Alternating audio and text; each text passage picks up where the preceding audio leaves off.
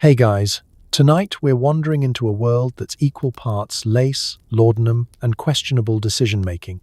Victorian Britain.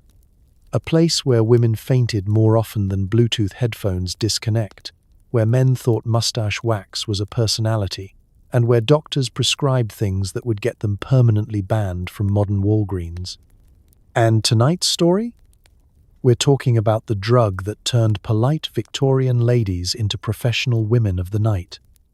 Yes, the kind of career pivot you don't exactly list on LinkedIn. So before you settle in, take a moment to like and subscribe, but only if you actually enjoy what I do here. Leave a comment telling me where you are listening from and what time it is for you. Now, dim the lights, switch on a fan for that white noise, and get as comfortable as possible. Let's pause for a second. What exactly did Victorian women drink when they needed to take the edge off? How did a medicine for headaches accidentally fuel an entire underground economy? Did husbands really believe their wives were just going to the chemist 3 times a day? And if your neighbor suddenly started singing at the piano at 3 a.m., was that culture or cocaine? Congratulations, you've just woken up in London, 1852. The air smells like coal. Your corset is tighter than your mortgage budget. And someone down the street is selling something in a bottle that promises to fix your nerves but will actually make your life far more complicated. It's morning in Victorian London, and you've woken up with the kind of headache that feels like a marching band has rented your skull. You shuffle down the soot-stained street, your corset digging into your ribs, and duck into the nearest chemist's shop. Behind the counter, a man in a waistcoat greets you with the solemn air of someone who once failed Latin, but still insists on writing everything in Latin anyway. You explain your symptoms: headache, fatigue, cough, existential dread. He nods gravely and hands you a little glass bottle. The label reads Laudanum. It looks fancy enough to be perfume. You imagine dabbing it on your wrists before a party, letting everyone wonder what mysterious floral notes you're wearing. Spoiler, it's opium dissolved in alcohol. Essentially Victorian heroin with a side of gin, available over the counter and cheaper than a pub lunch. The instructions say, take liberally for all ailments, which is the kind of medical advice that makes you suspicious. Like when a modern influencer swears celery juice cures both anxiety and bankruptcy. But you're desperate. You take a sip. It burns a little, warms your chest, and within minutes, the headache is gone. Also gone, your desire to do anything productive ever again. Congratulations, you've just been introduced to the miracle tonic nobody questioned. Laudanum was everywhere. Babies got it in their bottles to stop crying, adults used it for toothaches, and poets used it for inspiration. If you stubbed your toe, laudanum. If your marriage was disappointing, laudanum. If your chicken looked at you funny, laudanum. Victorian society had essentially turned to hard drugs the way modern people turn to iced coffee, frequently, publicly, and with total denial that this might be a problem. The real beauty of laudanum, at least to the Victorians, was its branding. The bottles were small, elegant, and reassuringly medical. No skulls or warning labels, just curls of gold lettering that whispered, "Trust me, I'm safe. I look great on your mantelpiece." Every chemist had their own special recipe. Some added spices to hide the bitterness, others mixed in wine to make it more drinkable. Imagine your local Walgreens handing out artisanal craft cocktails disguised as prescription medicine. That was Victorian pharmacy. Of course, people noticed the side effects, the fainting, the mood swings, the fact that half the neighborhood was slurring their way through dinner like karaoke night gone wrong. But Victorians were masters of polite denial. If a lady at a party fell asleep mid-sentence, no one whispered addict. They whispered delicate nerves. Society treated addiction like a fashionable personality quirk, right up there with collecting porcelain or playing the pianoforte badly. And yet, it wasn't only respectable matrons sneaking sips. The working poor bought watered-down versions by the penny. You could literally purchase oblivion for less than the cost of bread. It's no wonder people preferred a bottle that dulled hunger pains over yet another night of cabbage stew. And once the craving set in, women especially found themselves trapped. Spend what little money they had on more laudanum, or find other ways to earn it, which, let's just say, often led to career changes their families didn't brag about at Sunday lunch. Still, to walk down a Victorian street was to see laudanum in every window, rows of glass bottles lined up like promises. They were elegant little bombs, ticking away in handbags and medicine cabinets. And everyone, from society wives to coughing factory workers, sipped freely because, after all, it was medicine. So the next time you glance at your bottle of ibuprofen and complain that it doesn't work fast enough, remember the Victorians. They didn't just want relief, they wanted blissful, floaty oblivion, and they could buy it in a bottle for the price of a sandwich. Not bad for a miracle tonic. Until, of course, the miracle turned sour. You're a Victorian mother, which means you've been pregnant roughly since your wedding day, and you'll probably stay that way until you either die or the Industrial Revolution finally invents reliable contraception. Your days are long, your nights are longer, and the children, dear Lord, the children, are endless. They're loud, sticky, and seem to reproduce like tribbles in a Star Trek episode you don't remember agreeing to star in. You've tried everything, singing lullabies, rocking them gently, threatening them with bedtime stories about morality and eternal damnation. Nothing works. But then a friend whispers the magic words. Have you tried a spoonful of laudanum? At first, you laugh nervously, because surely she's joking. Surely she's not suggesting giving opium to an infant. But then the baby screams for the 12th hour straight and you stop laughing. You go to the chemist. He hands you a bottle of something called Godfrey's Cordial or Mrs. Winslow's soothing syrup. The label says things like gently calms and recommended by physicians. What it doesn't say is, this will knock your child out faster than a heavyweight boxer in round 1. You measure a spoonful. The baby gulps it down. Within minutes, blissful silence. Your ears stop ringing. The walls stop vibrating. For the first time in weeks, you feel the revolutionary idea of peace. And just like that, you're hooked. Not just the baby, you. Because this little miracle in a bottle doesn't just silence your children, it soothes your nerves too. Suddenly, you're less aware of the dripping roof, the coal dust, the smell of boiled cabbage, and the existential despair of 1850s London. Of course, there's a problem. Babies given laudanum tend to, well, stop breathing sometimes. Victorian doctors called it infantile weakness. Modern doctors would call it, you literally gave your baby morphine. But in a world without antibiotics, without proper childcare, and with no such thing as parental leave, laudanum seemed like mercy.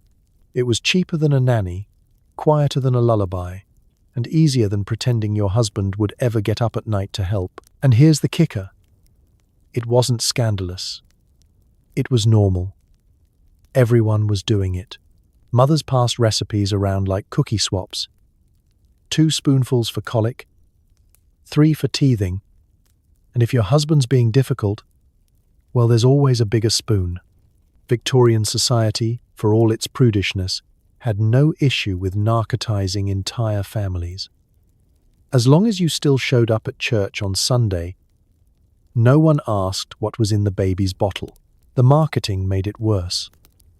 Ads promised happy babies and peaceful homes, illustrated with cherubic children asleep in cradles. No ad agency mentioned the addiction, the malnutrition, or the occasional unfortunate obituary. Because that's the thing about Victorian products. If it worked immediately, nobody cared what happened 6 months later. That was future you's problem, and so the cycle continued. Exhausted mothers took laudanum to cope, gave it to their children, and built households half floating in an opium haze. Imagine stepping into one of those parlors, The baby is asleep, the mother is serene, the air smells faintly of flowers and something darker, and everyone insists life is just fine. But it wasn't fine, it was survival. Because for women trapped in the endless loop of childcare, housework, and social expectations, laudanum wasn't just a drug, it was a lifeline. A dangerous one, sure, but in a world that demanded impossible levels of patience and obedience, sometimes the only answer was the bottle. So the next time you see a parent hand a toddler an iPad in a restaurant, don't judge. That's just the modern version of Mrs. Winslow's soothing syrup, only with cartoons instead of opium. And at least the iPad doesn't stop your child from breathing. You're sitting in a Victorian doctor's office, which looks less like a place of healing and more like an antique shop where every object is either dusty, sharp, or vaguely cursed. The doctor himself has sideburns so large they deserve their own postcode.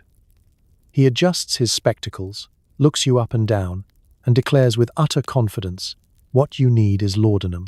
Never mind what the problem, island headache, laudanum, menstrual cramps, laudanum, anxiety, gout, insomnia, or a tendency to cry whenever you look at the wallpaper, all laudanum. Your physician is basically a one-trick pony whose trick is handing out opium in a bottle and then sending you home to figure out the consequences. Modern doctors at least pretend to care about dosage. They tap at their tablets, ask you questions about your lifestyle, and warn you about side effects like dizziness or constipation. A Victorian doctor does none of this. He just scribbles laudanum in a notebook and sends you away, confident that if you don't survive, God probably meant it that way. And if you do survive, it's proof he's a genius. It's the perfect win-win for him. The absurdity runs deeper. Imagine you've just given birth and a week from blood loss. Your doctor, who washed his hands exactly never, hands you a bottle of laudanum. Congratulations, you've now got pain relief, sedation, and a future opium habit all in one convenient prescription. It's basically Amazon Prime for lifelong dependency. Doctors prescribed laudanum for hysteria, which was the Victorian catch-all diagnosis for being a woman with feelings. The treatment plan, a strong dose of opium and a lie-down in a dark room, which, ironically, was probably the closest thing many women got to a vacation. The problem wasn't just overprescription. It was that doctors truly believed they were helping. They weren't trying to create addicts. They just thought pain was a moral weakness and the best way to handle it was with sedation. After all, if you're unconscious, you're not complaining. And if you're not complaining, society is more comfortable. So you leave the office with your new miracle cure, your doctor pats himself on the back, and somewhere down the line, you develop a lifelong dependency that ruins your finances, your health, and maybe your reputation. But don't worry, the doctor never blames himself. He blames you. And then he prescribes more laudanum. It's the Victorian version of turning off the smoke alarm instead of putting out the fire. It's evening in Victorian London, and you're hosting a respectable little gathering in your parlour. The gas lamps flicker with just enough light to make everyone look slightly ill. Lace curtains sway in the coal smog breeze, and someone is playing the piano like they're being paid by the wrong note. Guests arrive in their best clothes, balancing teacups and polite smiles, and you, well, you've had a discreet sip of laudanum, just a touch to calm the nerves. It's all very proper. The gentlemen are discussing railways. The ladies are debating whether Queen Victoria's bonnet is stylish or a cry for help, and you're nodding along while your brain slowly detaches from your body. One spoonful at first, then two. And suddenly the wallpaper seems to be moving in ways it definitely shouldn't. But it's fine, after all. This is medicine. You're not doing anything scandalous. You're just delicate, fragile, sensitive. At least, that's what everyone says. But here's the thing about laudanum. It doesn't like to stay in the parlour. What begins as a spoonful at a dinner party can spiral into something less genteel. Because once the respectable gatherings are over and the guests have gone home, some women keep chasing that floating feeling. And when the chemist's bill grows too steep, Society has an answer ready. Another parlour. One with velvet curtains, dim lighting, and gentlemen who don't care about Queen Victoria's bonnet but are very interested in other services. Laudanum blurred the line between parlours so completely that you could go from playing the piano in polite society to entertaining clients in Soho without even realising how fast you'd crossed it. The same woman who poured tea in the afternoon might be pouring brandy at midnight. Not because she wanted to, but because the bottle demanded it. Addiction turned drawing rooms into waiting rooms, where respectability slowly dissolved into necessity. And society? It pretended not to notice. Husbands looked away, doctors blamed female weakness, and neighbours whispered behind fans, calling it a shame, a tragedy, anything but what it really was.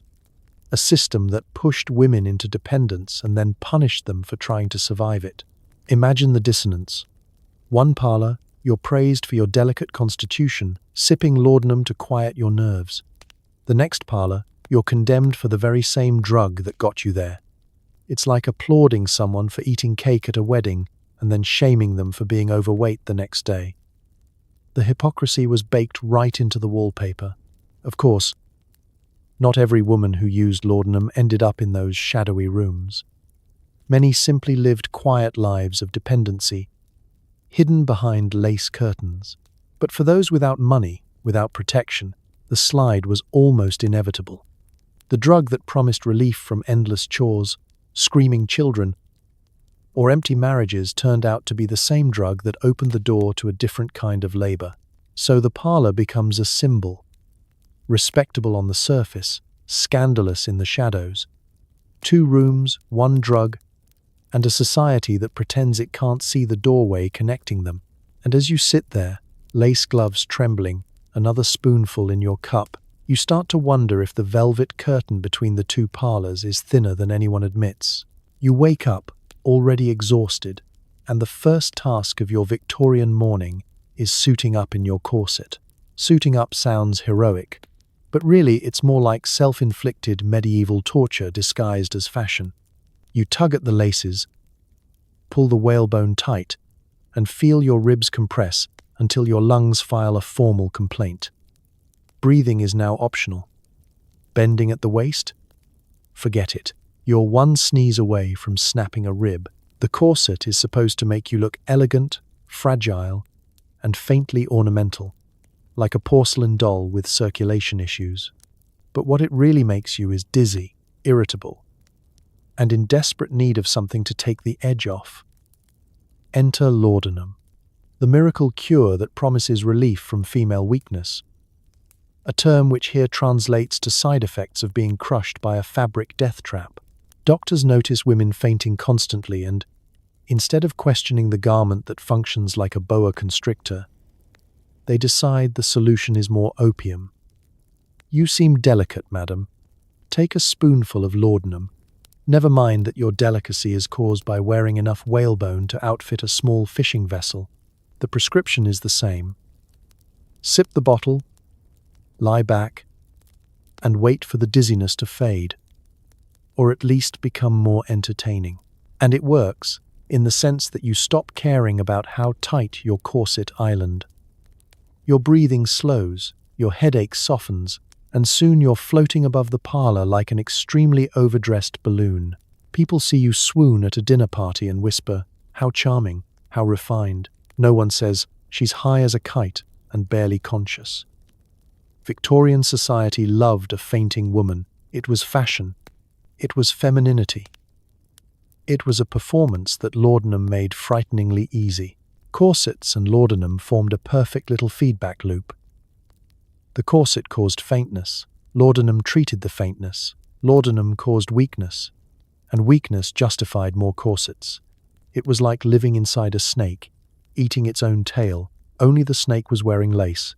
Imagine standing in your drawing room, corset cinched to 19 inches, sipping your medicine, and trying to make polite conversation with a guest. You're halfway through a sentence about the weather when you realize you can't feel your toes. But instead of calling for help, everyone around you nods approvingly, murmuring about how fragile and ethereal you look. Because in Victorian England, being one breath away from unconsciousness wasn't a medical crisis, it was a beauty standard. Meanwhile, your internal organs are playing a game of musical chairs. Your liver is where your lungs should be. Your stomach is protesting. And your spine is developing a curve that would horrify a modern chiropractor. And yet the expectation is clear: smile, faint prettily, and if the strain becomes too much, drink more laudanum. The corset was the curse, and laudanum was the illusion of a cure. Together they created the perfect storm of fashion and pharmacology, a culture that rewarded women for suffering quietly and punished them if they dared complain. And so you laced yourself tighter, took another sip, and hoped you wouldn't collapse face first into the soup tureen at supper. So tonight, as you lie in bed with stretchy pajamas and an elastic waistband, maybe send a small thank you to modern fabrics, because at least your clothes aren't trying to murder you while your medicine quietly joins in. It's a rainy afternoon in London, the kind of rain that feels personal, like the sky is spitting directly on your hopes. You duck into a chemist's shop, shaking off your damp shawl. Inside, the air smells faintly of camphor, licorice, and moral ambiguity. Behind the counter stands the chemist, waistcoat neat, moustache waxed, pen poised, looking like a man who takes inventory very seriously. You glance at the shelves. Rows upon rows of glass bottles gleam like tiny promises. They're labeled with words that sound both impressive and vaguely sinister. Tincture, cordial, syrup of something. One bottle claims to fix female nerves, another soothing drops for colic, but the crown jewel, the star of this pharmaceutical circus, is laudanum. You don't need a prescription. You don't even need an excuse. You just ask. And the chemist nods as though you've requested something as ordinary as a loaf of bread. Out comes a small brown bottle with an elegant label, swirls of gold lettering, perhaps even a floral motif. It's medicine, it's art. It's the 19th century version of Trust Me, Bro. And here's the wild part. This man in the waistcoat is essentially a drug dealer with better handwriting. He sells laudanum to mothers with screaming babies, factory workers with coughing lungs, poets with existential crises, and ladies with delicate nerves. It's the great social equalizer. Rich or poor, noble or peasant, everyone gets the same miracle in a bottle. The only difference is the concentration. If you're wealthy, you get the good stuff. If you're working class, it's watered down. The chemist knows exactly what he's doing. He watches women come back week after week, a little more desperate, a little less discreet. He tallies their coins, refills their bottles, and doesn't ask questions. Why would he? Laudanum sales are keeping the lights on, the rent paid, and the wax in his mustache fresh. Imagine a modern pharmacist doing this. You walk into CVS, ask for heroin, and the pharmacist smiles, gift wraps it, and suggests taking it with tea. That's Victorian healthcare. The irony is that chemists were respected members of society. They were pillars of the community, men you trusted with your health. Yet behind the counter, they were peddling addiction by the teaspoon. If you got sick, they had a tonic. If you got sicker from the tonic, they had another tonic. It was a perfect business model. Create the problem, then sell the solution. So you leave the shop with your bottle, clutching it like treasure. Outside, the rain still falls, the smog still chokes the street, and your life is still exhausting. But in your hand is a little glass miracle. And in the chemist's till, your coin joins hundreds of others. And somewhere behind the counter, he's smiling. Because in Victorian London, the most successful businessmen weren't bankers or industrialists. They were chemists, the original dealers. Addiction in Victorian England didn't look like a gutter scene out of Oliver Twist. It didn't look like a drunk sprawled outside a gin palace with a shoe missing and a policeman shaking his head. No, addiction wore lace gloves, pearls, and a faint smile that said, "I'm perfectly fine, thank you, just a little tired." Imagine yourself at a respectable dinner party. Gas lamps glow, the silverware clinks, the roast is carved with ceremony. The host is boasting about the latest railway expansion while the pianist in the corner plays something vaguely recognizable as Chopin.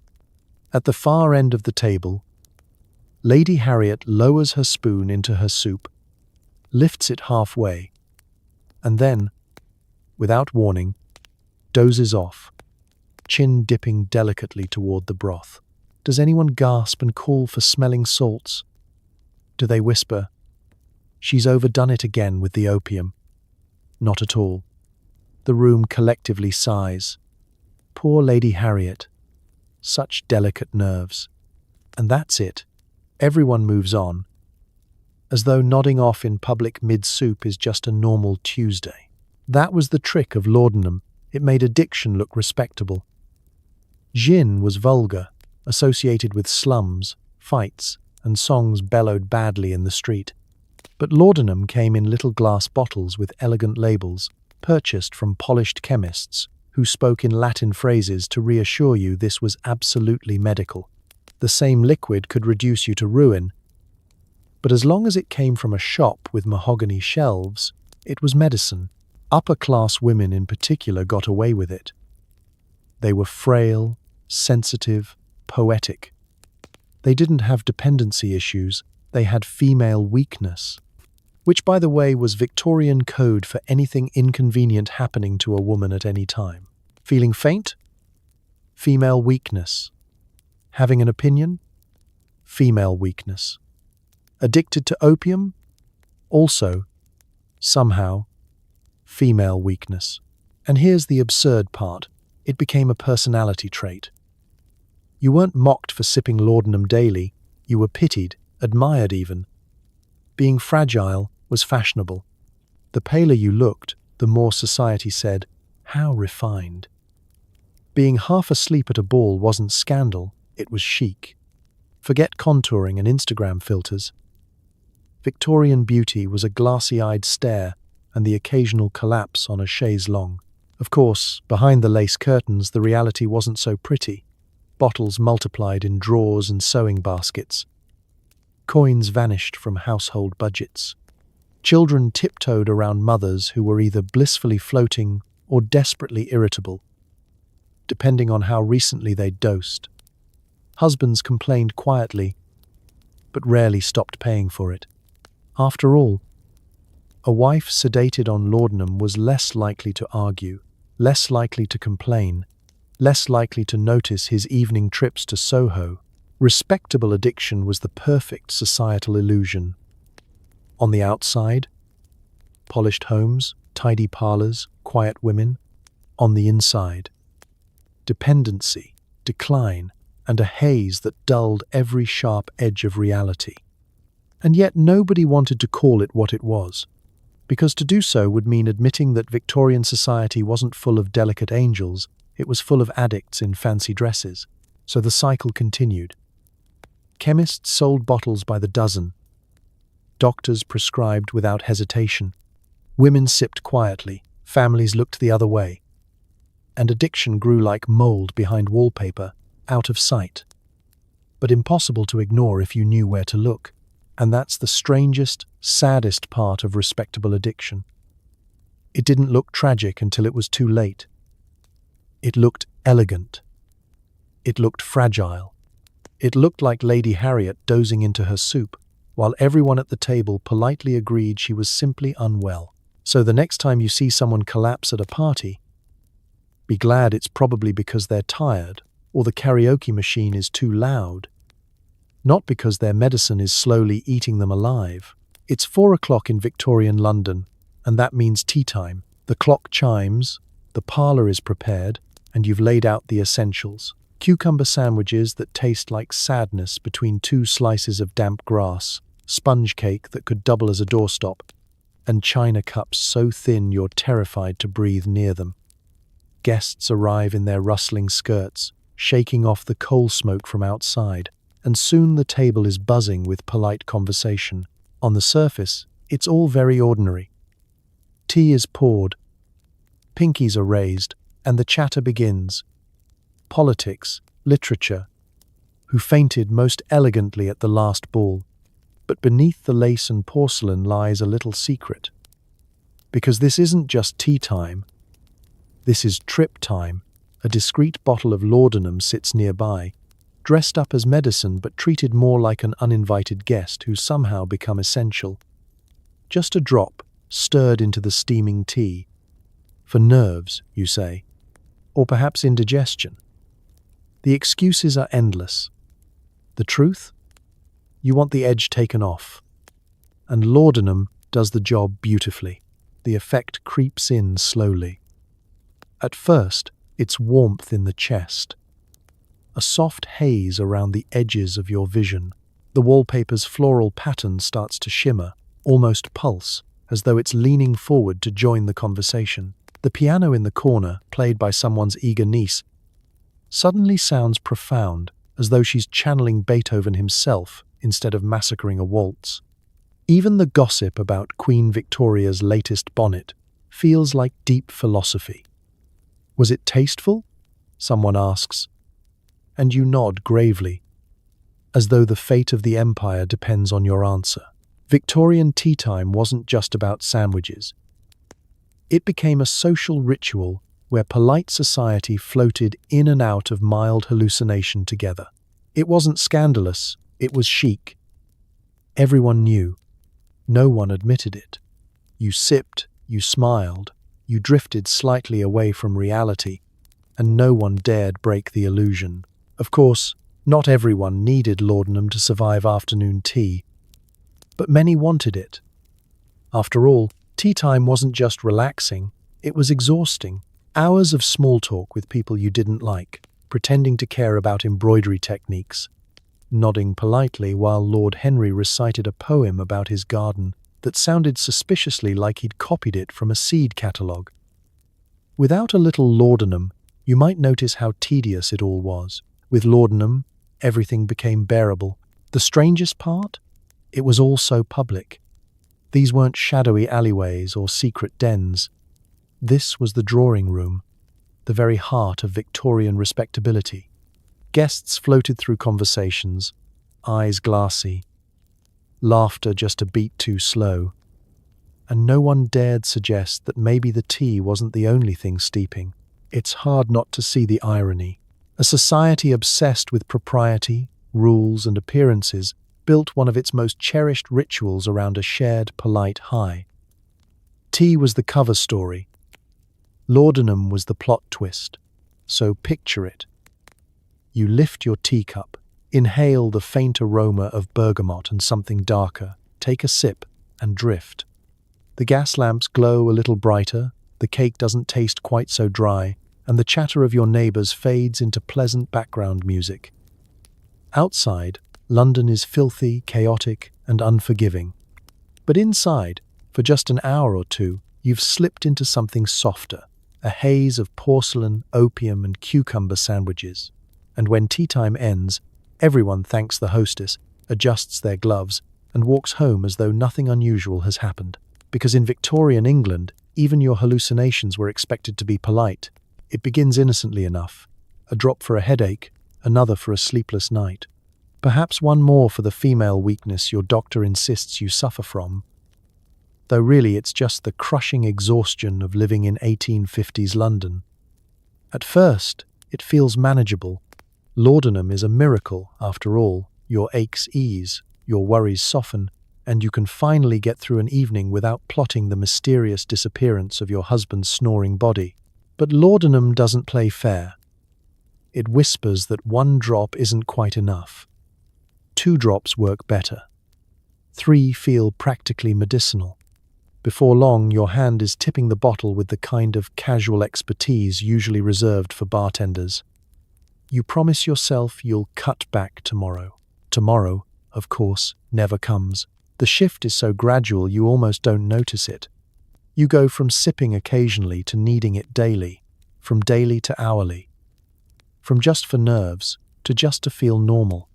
The bottle moves from the back of the cabinet to your nightstand, to your sewing basket, to your pocket. Always within reach. Always waiting. Family members notice, though they don't say it aloud. At first, they're polite. "You look tired, dear." Then concerned. "You've been resting an awful lot lately." Eventually, they whisper in hallways, voices low, as though addiction can't hear them if they keep the volume down. Your children start tiptoeing around you, unsure which version of you they'll encounter, the floaty, dreamy one who laughs too easily, or the trembling, irritable one when the bottle runs dry. The chemist knows too.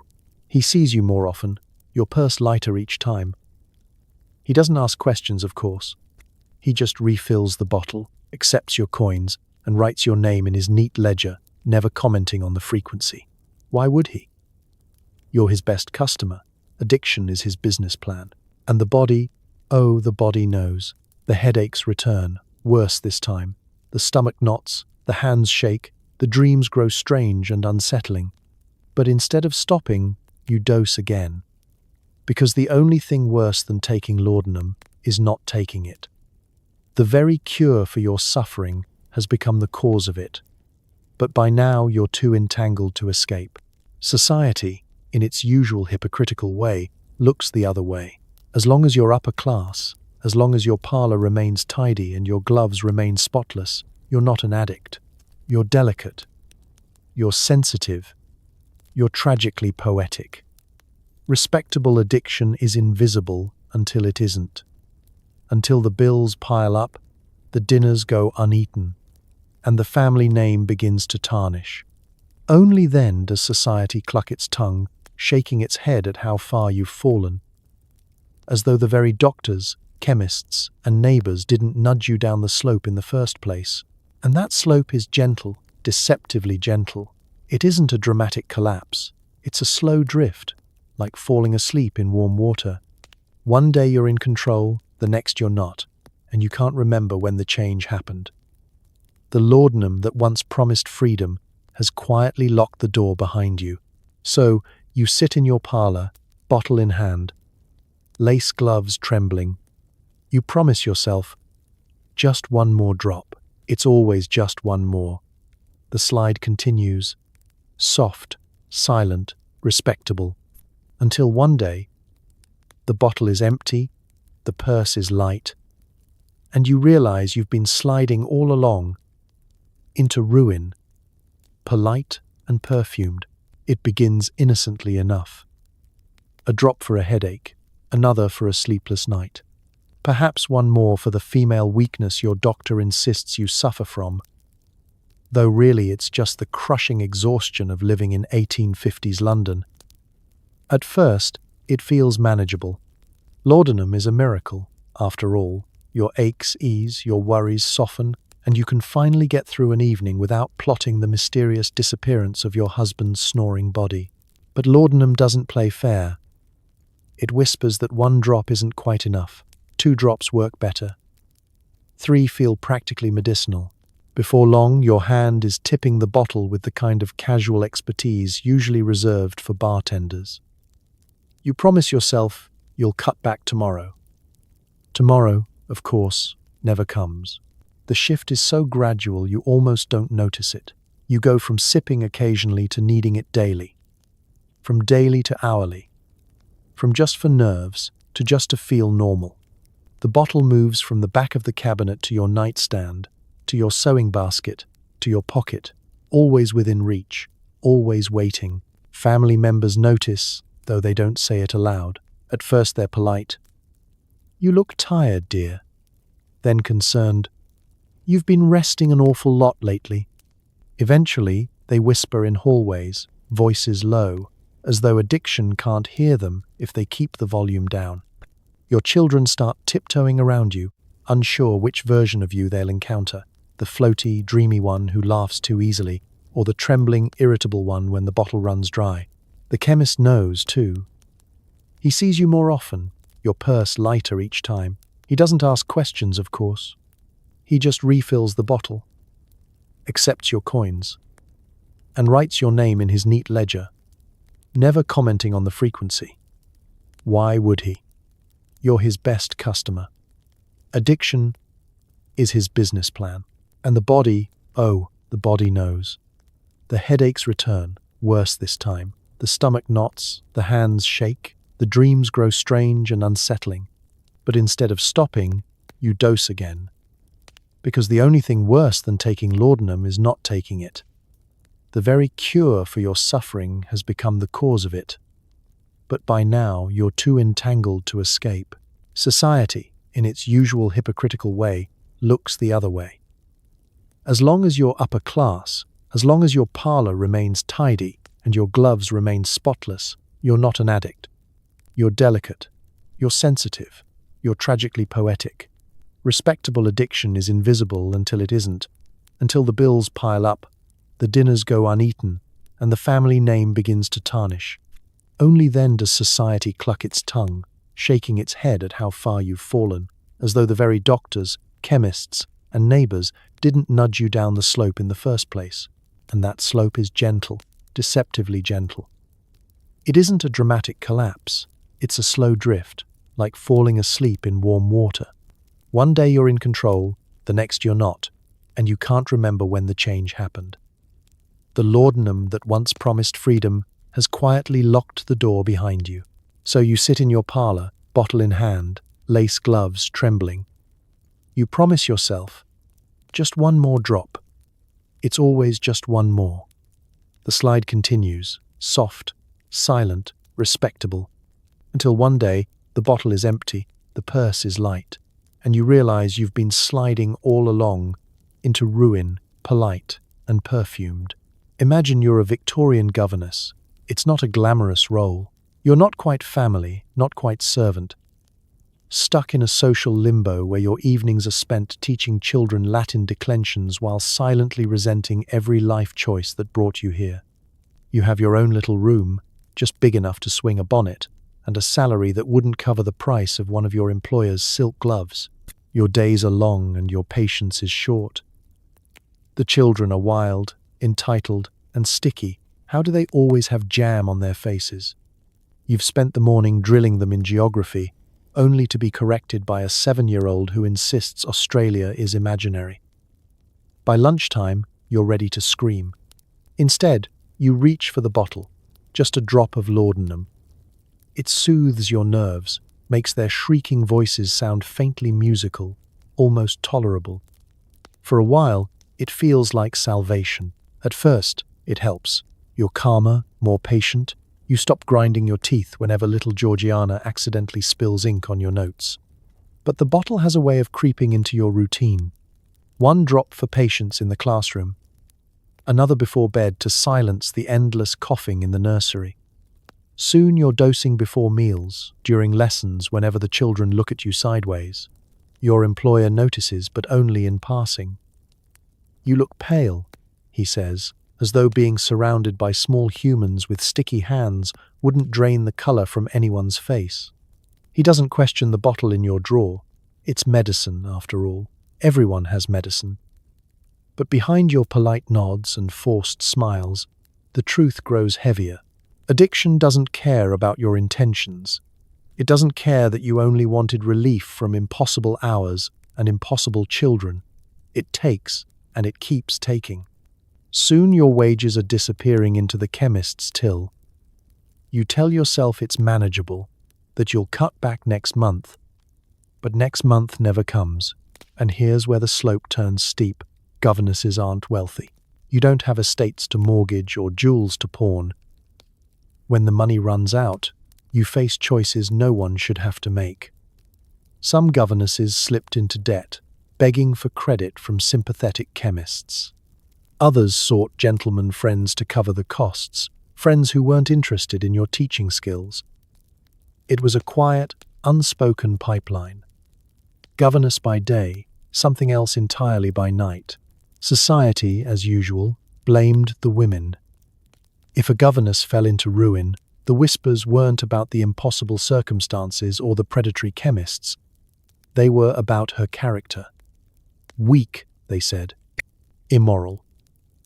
Never mind that the very people whispering were buying their own bottles under the same roof. The tragedy of the governess was how invisible it all was. She wasn't a lady of society, so her struggles didn't make the gossip columns.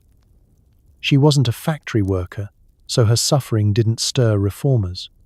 She was in between, unnoticed, quietly slipping from respectability to desperation. And all the while, the children she raised grew up none the wiser, perhaps quoting the geography lessons she slurred through, perhaps remembering the governess who always seemed tired, always seemed faint, and then one day was simply gone. That's the cruelty of Laudanum's hold. It didn't just erode individuals, it erased them. Women like you faded from households, dismissed quietly, replaced by someone fresher, someone untainted.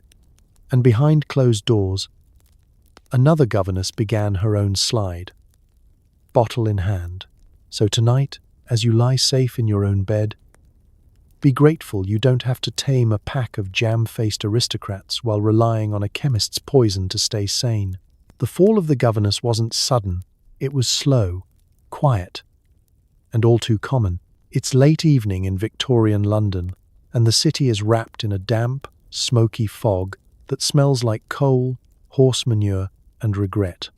You've wandered far from the polished parlours of polite society, down twisting cobblestone streets where the gas lamps flicker weakly and shadows seem to lean in closer than you'd like. This is Soho, not the neighbourhood of trendy cafes and overpriced lattes you know today, but the Soho 1850s, loud, lawless, and just a little bit sticky underfoot. Here, the respectable veneer of Victorian life falls away. No lace curtains, no polite tea chatter, no fainting couches.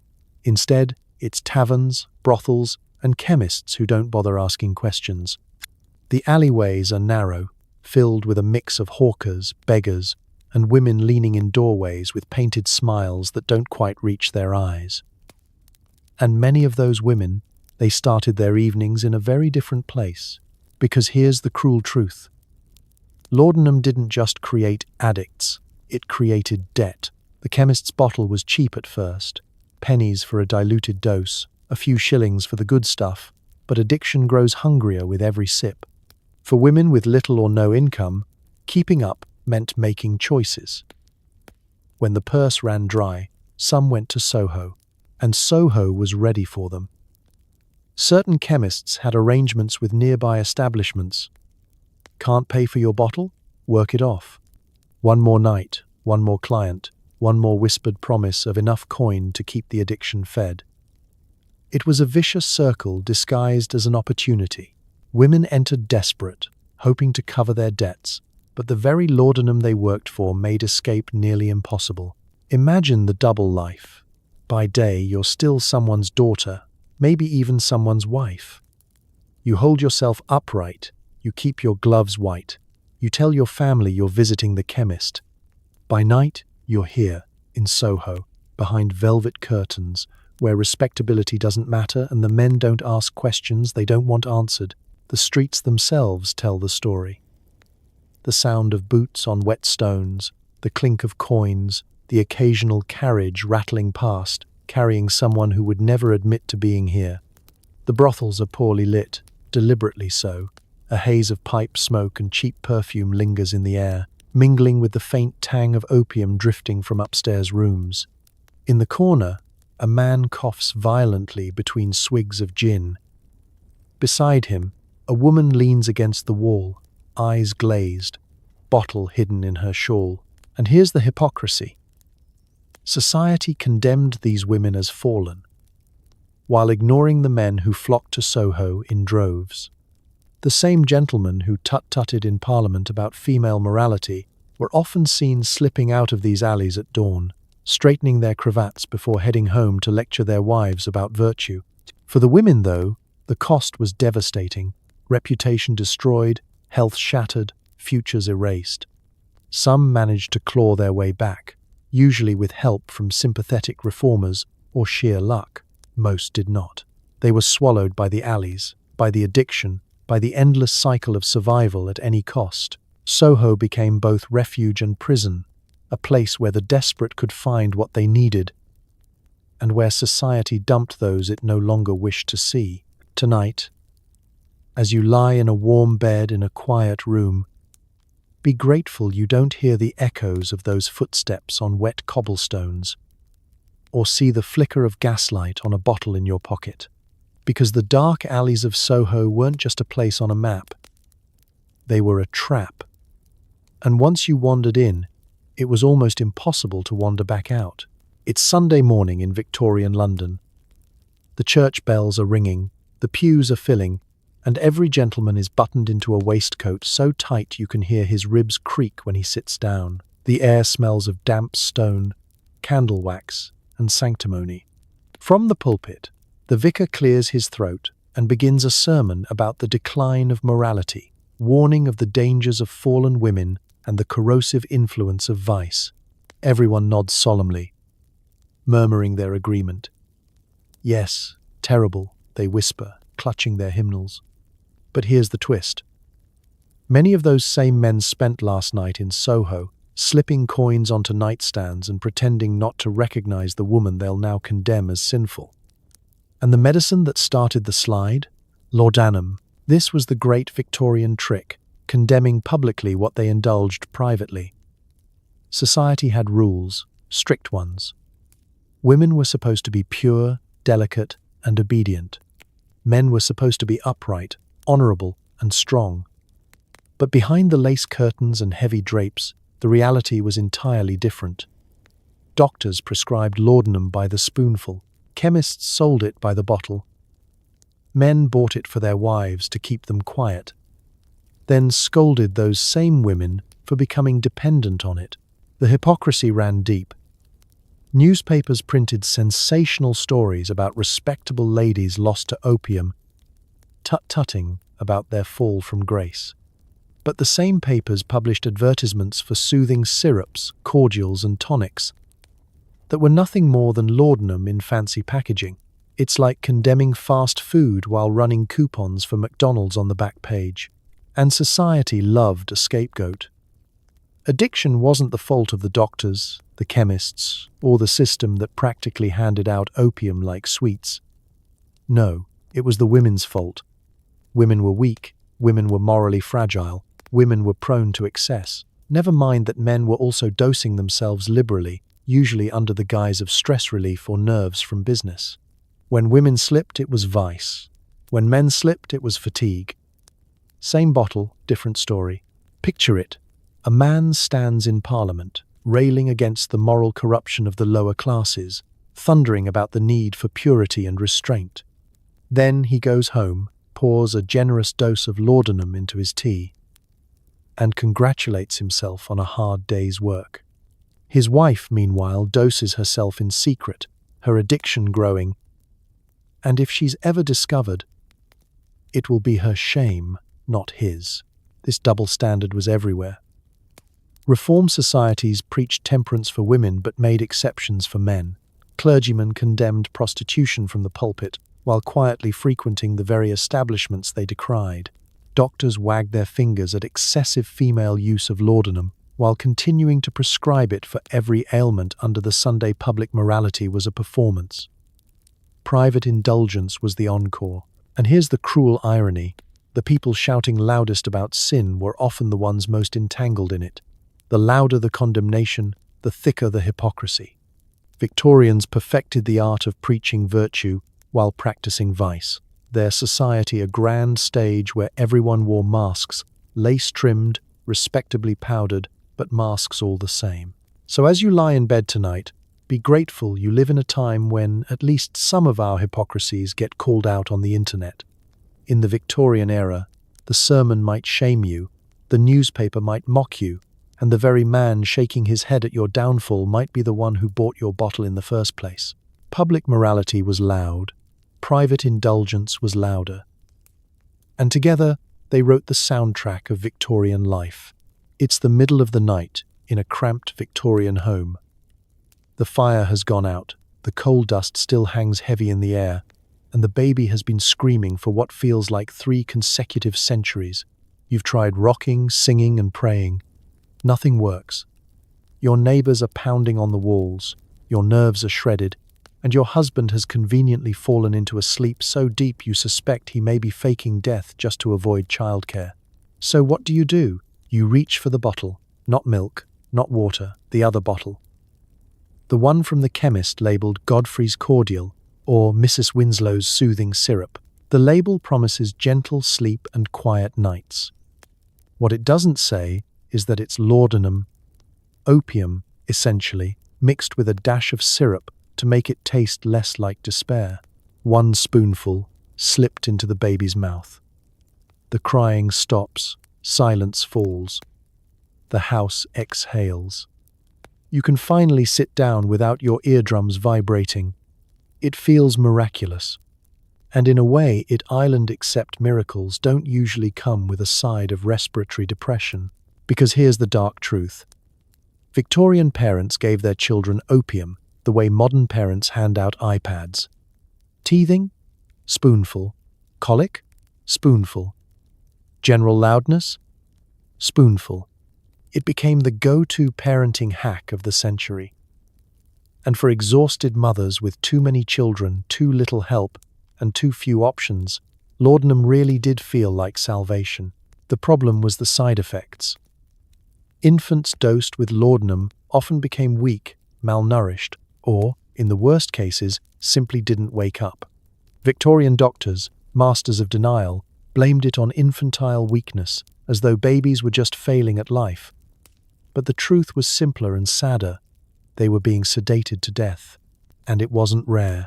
In working-class homes, laudanum was cheap, available for pennies, and often used to keep children quiet while parents worked. Factory mothers could leave a dosed baby alone for hours, confident it wouldn't cry. Reformers eventually noticed that some babies looked disturbingly thin and quiet, as if Victorian nurseries were being run by ghosts. Still, the practice persisted.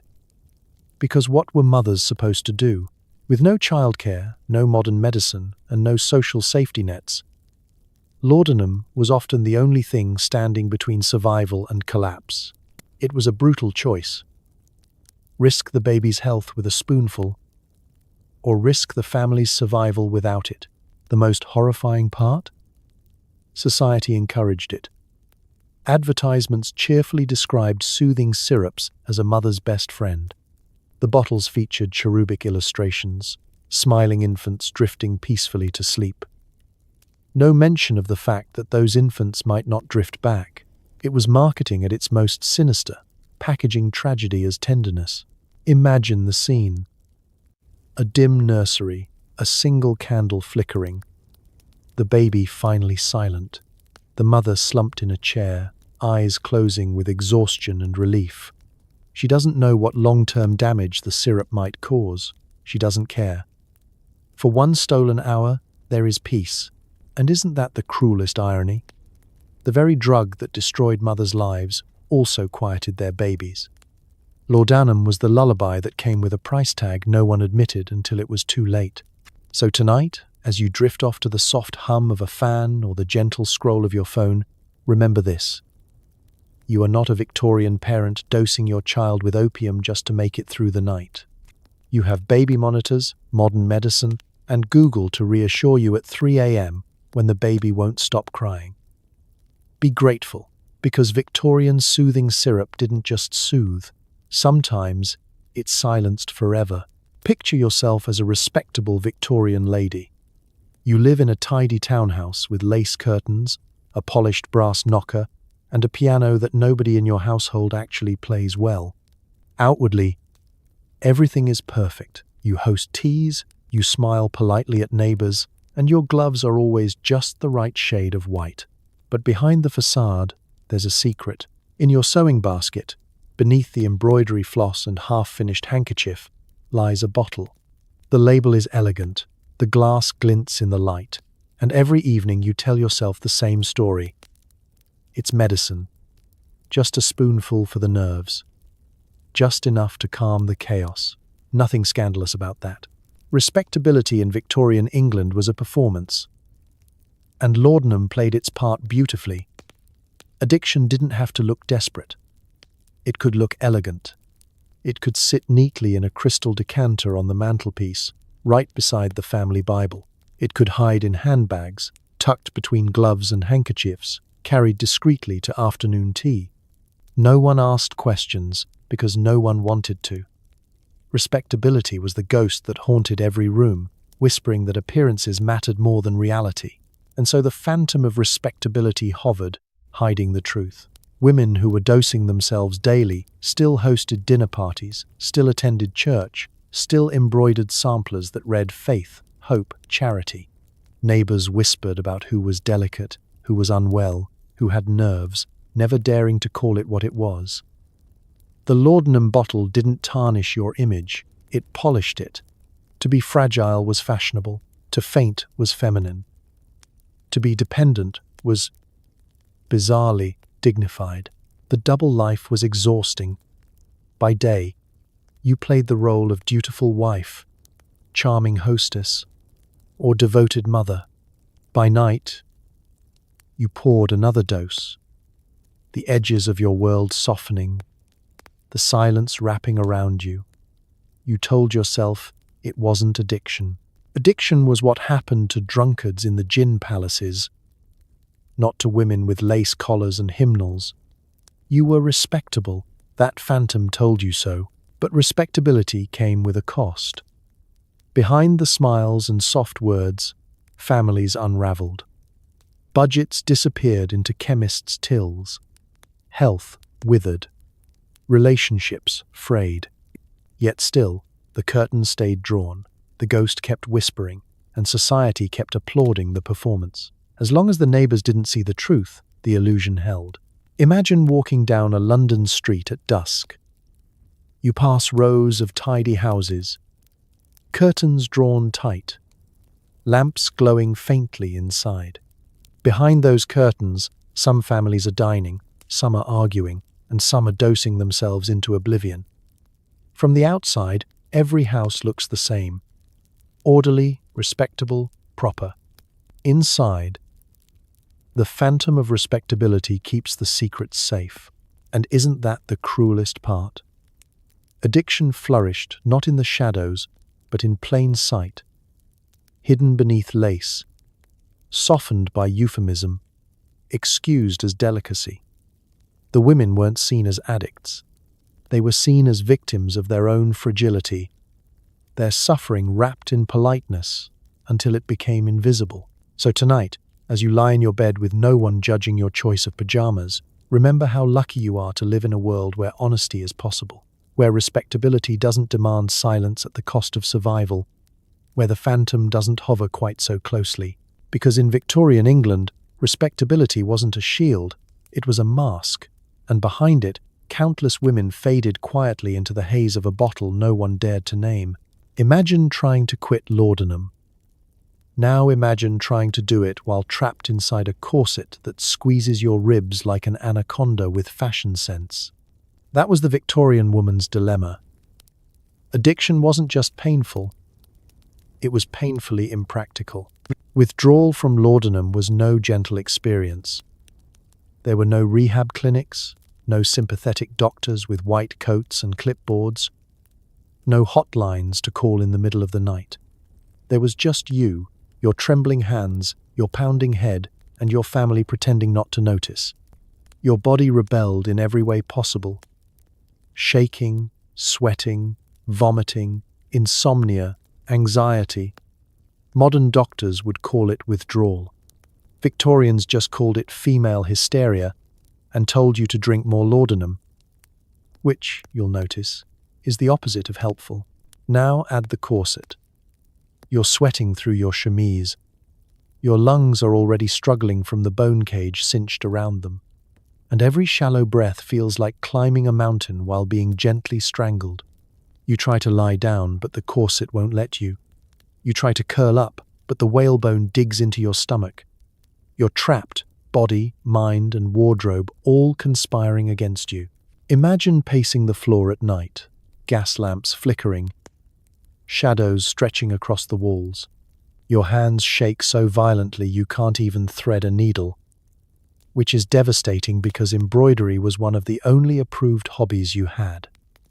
Your heart pounds, your skin crawls, your thoughts race, and all the while, the bottle is sitting in the drawer, whispering promises of relief. Just one sip, it says. One sip, and the shaking will stop. And here's the cruelest part. Society didn't sympathize. Men could drink themselves stupid and still be called jovial.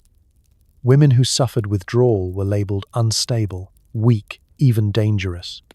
Families whispered about sending them away, perhaps to an asylum, where the treatment involved cold baths, restraints, and sermons about morality. The corset may have been tight, but the stigma was tighter. So many women didn't even try to quit. Why would they? Withdrawal was agony, recovery nearly impossible, and the alternative, continuing to dose, kept them respectable, quiet, manageable. Better to sip from the bottle and maintain the illusion of delicacy than to endure the horrors of withdrawal under the judgmental gaze of a society that would rather see you faint prettily than fight messily. It's worth imagining, though, what courage it must have taken for the few who did try, to face nights of relentless insomnia, days of trembling weakness, corseted ribs cracking with every anxious breath. To endure it without support, without sympathy, without even a name for what you were experiencing, that wasn't weakness. That was resilience in its rawest form. And yet, the whalebone remained. Because even if you managed to wrestle the addiction, you still had to lace yourself back into the corset every morning. Your body might be clean, but your lungs were still compressed, your waist still cinched, your existence still dictated by a society that prized appearances over survival. So tonight, as you stretch out freely in bed, in sweatpants or pajamas or whatever state of blissful elastic comfort you prefer, remember this: you are not trying to survive withdrawal in a rib-crushing cage. You can take a deep breath. You can move. You can live. And you don't have to choose between dignity and pain. Because in Victorian England, withdrawal wasn't just torment, it was torment in whalebone. It's Sunday morning, and you're sitting stiffly on a wooden pew in a chilly Victorian church. Your corset is digging into your ribs. Your hat feels like a birdcage. And the sermon is droning on for what could be days. The vicar clears his throat dramatically, waves one hand in the air, and announces with gravity, "Brothers and sisters, we must confront the scourge of opium, finally." After decades of doctors prescribing it, chemists selling it, and society sipping it like it's Earl Grey with a kick, the church has decided to weigh in. Better late than never, right? Except, of course, their idea of confronting the scourge isn't what you'd hope. Instead of acknowledging that laudanum was addictive, harmful, and practically poured into people's teacups, the sermons framed it as a moral failing. Addiction wasn't a disease, it was sin. Women who slipped into dependency weren't victims of bad medicine or shady chemists. They were weak-willed, fallen, in need of repentance, not medical help. Picture the scene: a congregation full of pale women, lace gloves covering trembling hands, bottles tucked discreetly in handbags. They shift uncomfortably as the vicar rails against female indulgence. Husbands nod along sanctimoniously, conveniently ignoring their own bottles of nerve tonic back at home. The sermon grows louder, the words sharper. The devil whispers through the opium pipe. The bottle corrupts the household. Everyone clucks in agreement, as though they haven't all dosed themselves before bed the night prior. The church wasn't entirely wrong, of course. Laudanum was ruining lives. But instead of holding doctors, chemists, or lawmakers accountable, it was easier to point the finger at women. Women were soft, impressionable, weak. Men, if they used laudanum, were simply stressed, overworked, deserving of relief. Same bottle, different judgment. This hypocrisy was almost comical if it wasn't so cruel. A woman fainting in the pew? Proof she'd fallen into sin? A man nodding off mid-sermon? Proof he was working too hard at the office. Women were told to pray harder, confess more, discipline themselves. Men were told to rest, recover, perhaps even take another dose to steady their nerves before business resumed Monday morning. And of course, the church wasn't immune to its own contradictions. There were clergymen who thundered against opium on Sunday, then quietly dosed themselves with it on Monday. After all, a long week of funerals, sermons, and moral outrage takes its toll. And what better relief than a spoonful of medicine prescribed by a doctor with equally impressive sideburns? Still, sermons had power. They stirred gossip, shaped reputations, and left women even more vulnerable. Imagine walking out of church, bottle in your handbag, wondering who saw you fidget, who noticed your pallor, who might whisper about you later. The shame wasn't just in the addiction, it was in being suspected of it. Respectability was already fragile. One rumor, one sideways glance, and it could shatter. So yes, the church noticed. But notice is not the same as understanding. Instead of compassion, they offered condemnation. Instead of solutions, they offered shame. And the women caught in Laudanum's grip, they kept dosing quietly, whispering their own prayers into the bottle. Because sometimes God seemed farther away than the chemist down the street. So tonight, as you drift off in the comfort of a world where addiction is treated with medicine and empathy instead of moral lectures, be grateful, because in Victorian England, the church noticed, but it noticed too late, and in entirely the wrong way. It's a foggy morning in London, and the newspaper boys are shouting on every corner. Scandal, respectable women ruined by opium. You toss a penny, grab a copy, and scan the front page. There it is. Yet another expose about fallen ladies, ruined households, and the silent epidemic sweeping through polite society. Victorian newspapers adored a good scandal. They wrote about Laudanum with the same tone you'd use if someone told you Queen Victoria was running an underground wrestling club. Shocked, horrified, but also deeply entertained. Each headline dripped with judgment. Lady of quality, lost to vice. Household in ruin from mother's weakness. Readers clucked their tongues while sipping tea, pretending to be appalled while secretly thrilled by every sordid detail. But here's the absurd part. Often, these same newspapers ran advertisements for Laudanum on the very next page. You'd turn from an article condemning female indulgence to a cheerful ad for Mrs. Winslow's soothing syrup, complete with a smiling cherubic baby. It was Hypocrisy printed in black and white. Today, it would be like a newspaper running an op-ed on the dangers of vaping. Followed immediately by a full-page dual ad promising mango-flavored serenity. The press loved to frame addiction as a moral failing rather than a systemic problem. They described women as pitiful or degenerate, painting pictures of once elegant hostesses now reduced to shadows. What they didn't report was how these women got there in the first place, on the advice of doctors, with the encouragement of chemists, and under the silent approval of society.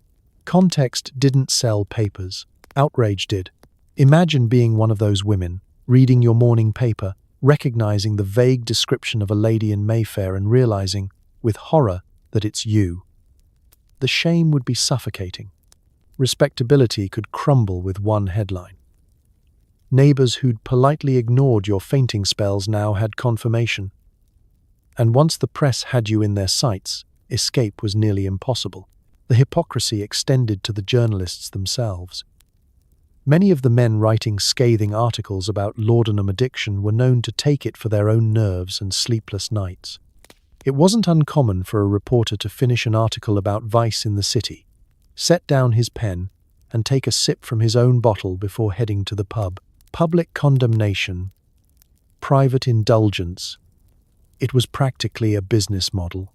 The press framed laudanum as both terrifying and fascinating. Stories of women nodding off mid-supper, of children left unattended, of families bankrupted by chemists' bills. It was all fodder for gossip disguised as news. And every story carried the same moral. Beware, ladies, lest you too fall from grace. Never mind that the very society wagging its finger had created the conditions for the fall. Soho brothels, chemist shops, quiet parlours, they all bled into the headlines. Addiction wasn't just a personal tragedy, it became public spectacle. People devoured these stories the way modern readers devour celebrity gossip, equal parts horrified and delighted. And yet, nothing changed. The scandals sold papers, but they didn't spark reform. The Pharmacy Act of 1868 was still years away, and until then, bottles continued to line chemists' shelves, and respectable women continued to slip quietly into dependence. So the next time you scroll through the news and see a scandal blown wildly out of proportion, think of the Victorians. They were there first, printing hypocrisy in bold letters, profiting from the very vice they pretended to condemn. And just like today, outrage was less about fixing problems and more about selling copies. Step into a Victorian art studio. The air is thick with the smell of oil paint, turpentine, and something else. Something a little sharper, almost medicinal. The windows are streaked with soot, the light slants in through London's eternal fog, and the painter sits in a rumpled waistcoat, brush in one hand, laudanum bottle in the other. For Victorian artists, laudanum wasn't just medicine, it was muse. It promised inspiration, escape, and visions that felt too grand to come from mere observation of reality. Why sketch a bowl of fruit when you could, after a few spoonfuls, paint it as though it were glowing with cosmic significance? The world blurred at the edges, colors deepened, shadows stretched, and suddenly the ordinary became extraordinary, or at least extraordinary looking. Art from this period often captured what critics called aesthetic languor. Women draped over velvet chairs, eyes half closed, lips parted, gazes dreamy and unfocused. At the time, these portraits were considered romantic, even sensual. Today, they look less like romance and more like someone please call an ambulance. What Victorians admired as beauty was often just addiction on canvas. Writers weren't the only ones seduced by the bottle. Painters, sculptors, even musicians leaned on laudanum for inspiration. The haze of opium became part of the creative process. To feel deeply, to suffer beautifully, to capture the essence of melancholy, that was the artistic ideal, and laudanum delivered, at least at first. It gave artists permission to linger in their own fragility, to present weakness as art, to make dependence look like genius. But inspiration had a dark price. For every poem written in a fevered laudanum dream, there were days of shaking hands, unfinished canvases, and debts owed to chemists. For every portrait of a languid muse, there was a real woman behind it. Tired, sedated, slowly unraveling. Addiction wasn't just in the artwork. It was in the artist, in the model, in the society that praised the results while ignoring the reality. Imagine standing in a gallery. Gas lamps flicker over rows of paintings, pale women reclining, poets staring mournfully into the middle distance, landscapes that look suspiciously like fever dreams. Respectable Londoners stroll past, murmuring about beauty, delicacy, genius. No one says, "This looks like the side effects of a narcotic." They say, "How refined." And that's the trick of laudanum as muse. It blurred the line between inspiration and illness so thoroughly that the two became indistinguishable.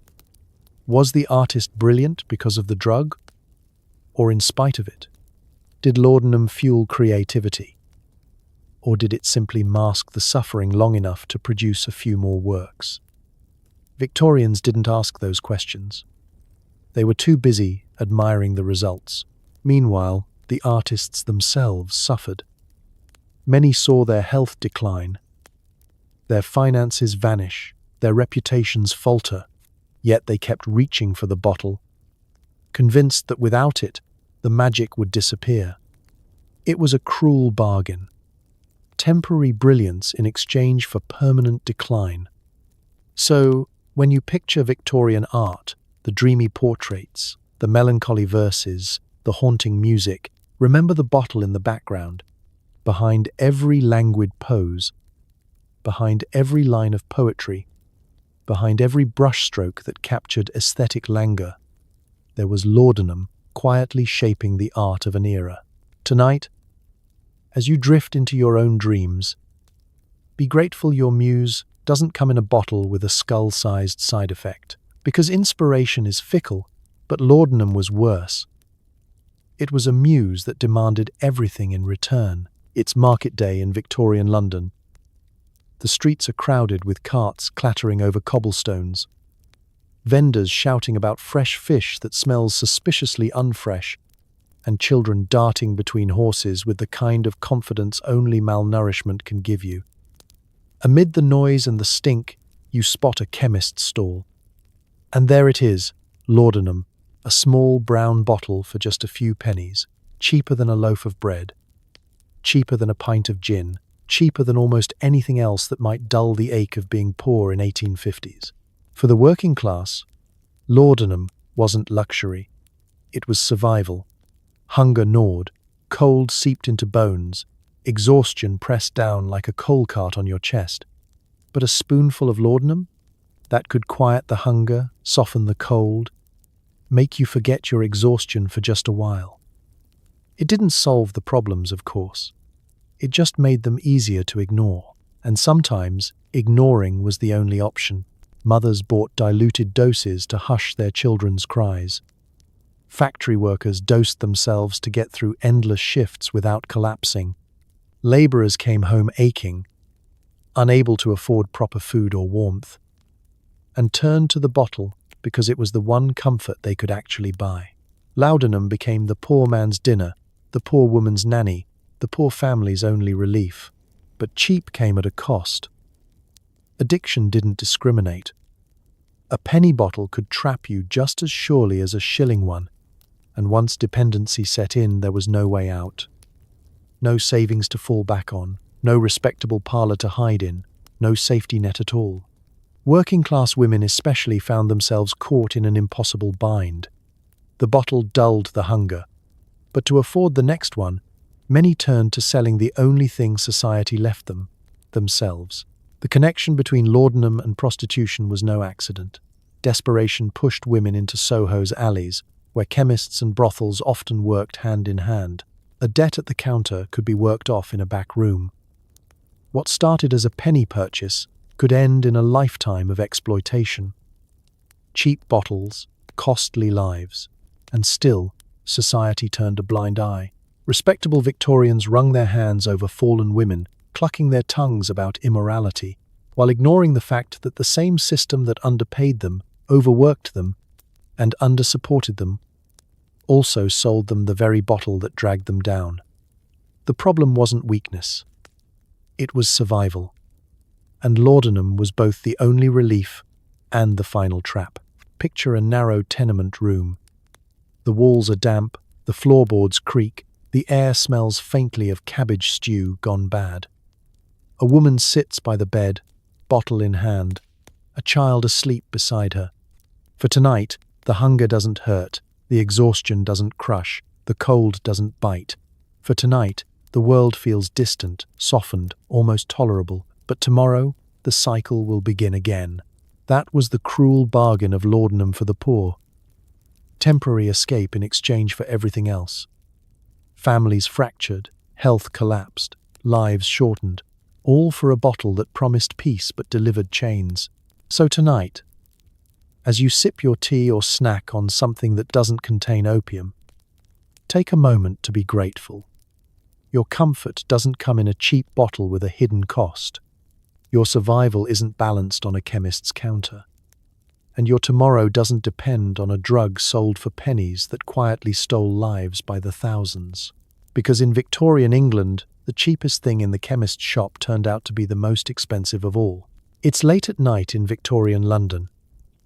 Gas lamps flicker along the cobblestones, fog rolls in thick as porridge, and you hear the steady clop of horses' hooves as a carriage pulls discreetly into a side street. The door creaks open, and out steps a gentleman.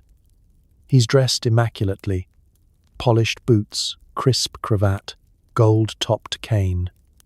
To anyone watching, he's the very picture of respectability. But he isn't here for respectability, he's here for company. The connection between laudanum and prostitution was more than whispered rumour. It was an open secret. Many of the women working Soho's alleys and brothels were there not by choice, but because the bottle had left them no other options.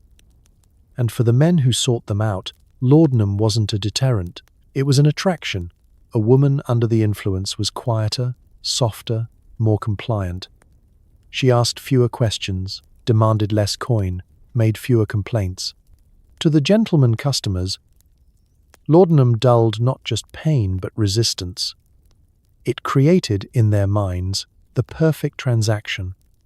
A woman pliant and available. A client able to indulge without interference. Picture the scene inside a brothel parlor. The curtains are velvet, the lamps dim, the air heavy with perfume and pipe smoke. A woman reclines on a chaise, her eyes half-lidded, her movements languid. She looks dreamy, almost ethereal. To the gentleman, this is alluring, mystical even. To us, it's heartbreakingly clear. She's sedated, struggling, caught in the grip of an addiction that has turned survival into performance. And yet, the hypocrisy persists. The same men who tut-tutted in Parliament about immorality in the lower classes were slipping into these parlours at night, pockets heavy with coin, egos heavier still. They condemned women publicly for vice, then exploited that very vice privately. Public morality, private indulgence. It was the Victorian national pastime. For the women, each encounter was another transaction in a cycle they couldn't escape.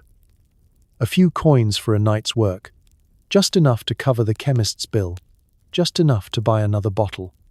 The men left satisfied, reputations intact. The women remained trapped, deeper in debt, further from freedom. And what about the wives of these gentlemen? Many of them, ironically, were also sipping laudanum at home, respectably, of course, from polished bottles on mantelpieces. Society excused their use as medicine, while condemning the same drug in the hands of women in Soho. Same substance, same need. Different label. Respectable lady. Fallen woman. Gentleman customer. Everyone playing their part in a performance no one dared interrupt. The cruel truth was this. The demand for prostitution fueled the supply of desperation, and laudanum was the thread tying them together. Without it, many women might never have stepped into Soho's alleys. With it, they had little choice. And the gentlemen? They pretended not to see the truth. It was easier to tell themselves that the women wanted to be there, that their dreamy expressions were flirtation, not sedation. So the carriages came and went. Boots clicked on cobblestones. Coins clinked into purses. And behind the velvet curtains, lives unravelled quietly, while men in cravats congratulated themselves on their discretion.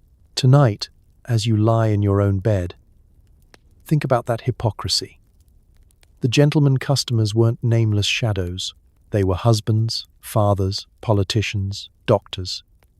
The very men building the world of Victorian respectability were also the ones quietly tearing it down, one visit at a time. Because in the end, the gentlemen weren't customers at all. They were accomplices. It's another grey morning in Victorian London, and the newspapers arrive with their usual mix of gossip, politics, and obituaries. If you flip to the back pages, you'll notice a curious pattern. A remarkable number of women, often quite young, often described as delicate or frail, have died suddenly in their sleep. Their deaths are attributed to melancholia, weak constitutions, or, the Victorian favourite, female weakness. What the notices don't say outright is this. Many of them died with a laudanum bottle at their bedside. Because for all its promises of relief, laudanum carried within it a quiet, ever-present risk, overdose. And, in an age without dosage standards, warning labels, or anything resembling quality control, overdosing wasn't rare, it was inevitable. Picture the scene. A woman sits alone in her parlour, bottle in hand. She's dosed herself countless times before, always carefully, always just enough to take the edge off. But tonight she's more exhausted than usual, more desperate for sleep, more careless with the spoon. One sip becomes two, then three. She leans back in her chair, eyelids heavy. The room tilts gently. Her breathing slows. And then silence. To her family, it looks like peaceful rest. To the doctor summoned in the morning, it's just another case of natural causes. After all, it would be unseemly to write opium overdose on the certificate of a respectable lady. Easier to call it melancholy, weakness, or simply God's will. And so the truth was erased, hidden behind euphemisms and denial. The tragedy wasn't limited to women. Men overdosed, children overdosed, even infants dosed with soothing syrups slipped away in their cradles. The drug spared no one. Yet because it was medicine, because it came from a chemist instead of a back alley, society pretended it couldn't be dangerous. It's a strange paradox. Laudanum was both a household staple and a silent killer. Families kept bottles on mantelpieces, in sewing baskets, tucked discreetly in handbags. It was as common as tea, as ordinary as bread. And yet every bottle was a loaded gun, waiting for one dose too many, one night of carelessness, one spoonful too generous. Doctors knew, of course. They saw the patterns, the sudden deaths, the eerily similar symptoms. But rather than question the medicine itself, they blamed the patients. Women were careless. Mothers were indulgent. Children were fragile. Addiction and overdose weren't medical failures. They were moral ones. Imagine the funerals. The hushed whispers, the neighbors shaking their heads, the family insisting it was illness, never laudanum. Respectability had to be preserved, even in death. The truth lay buried with the body, while the bottle on the mantelpiece remained for the next person to use. And yet, despite the dangers, people kept dosing. Because what choice did they have? Pain, poverty, sleepless nights, these were certainties in Victorian life. Laudanum offered relief, however temporary, however risky. For many, it was a gamble worth taking.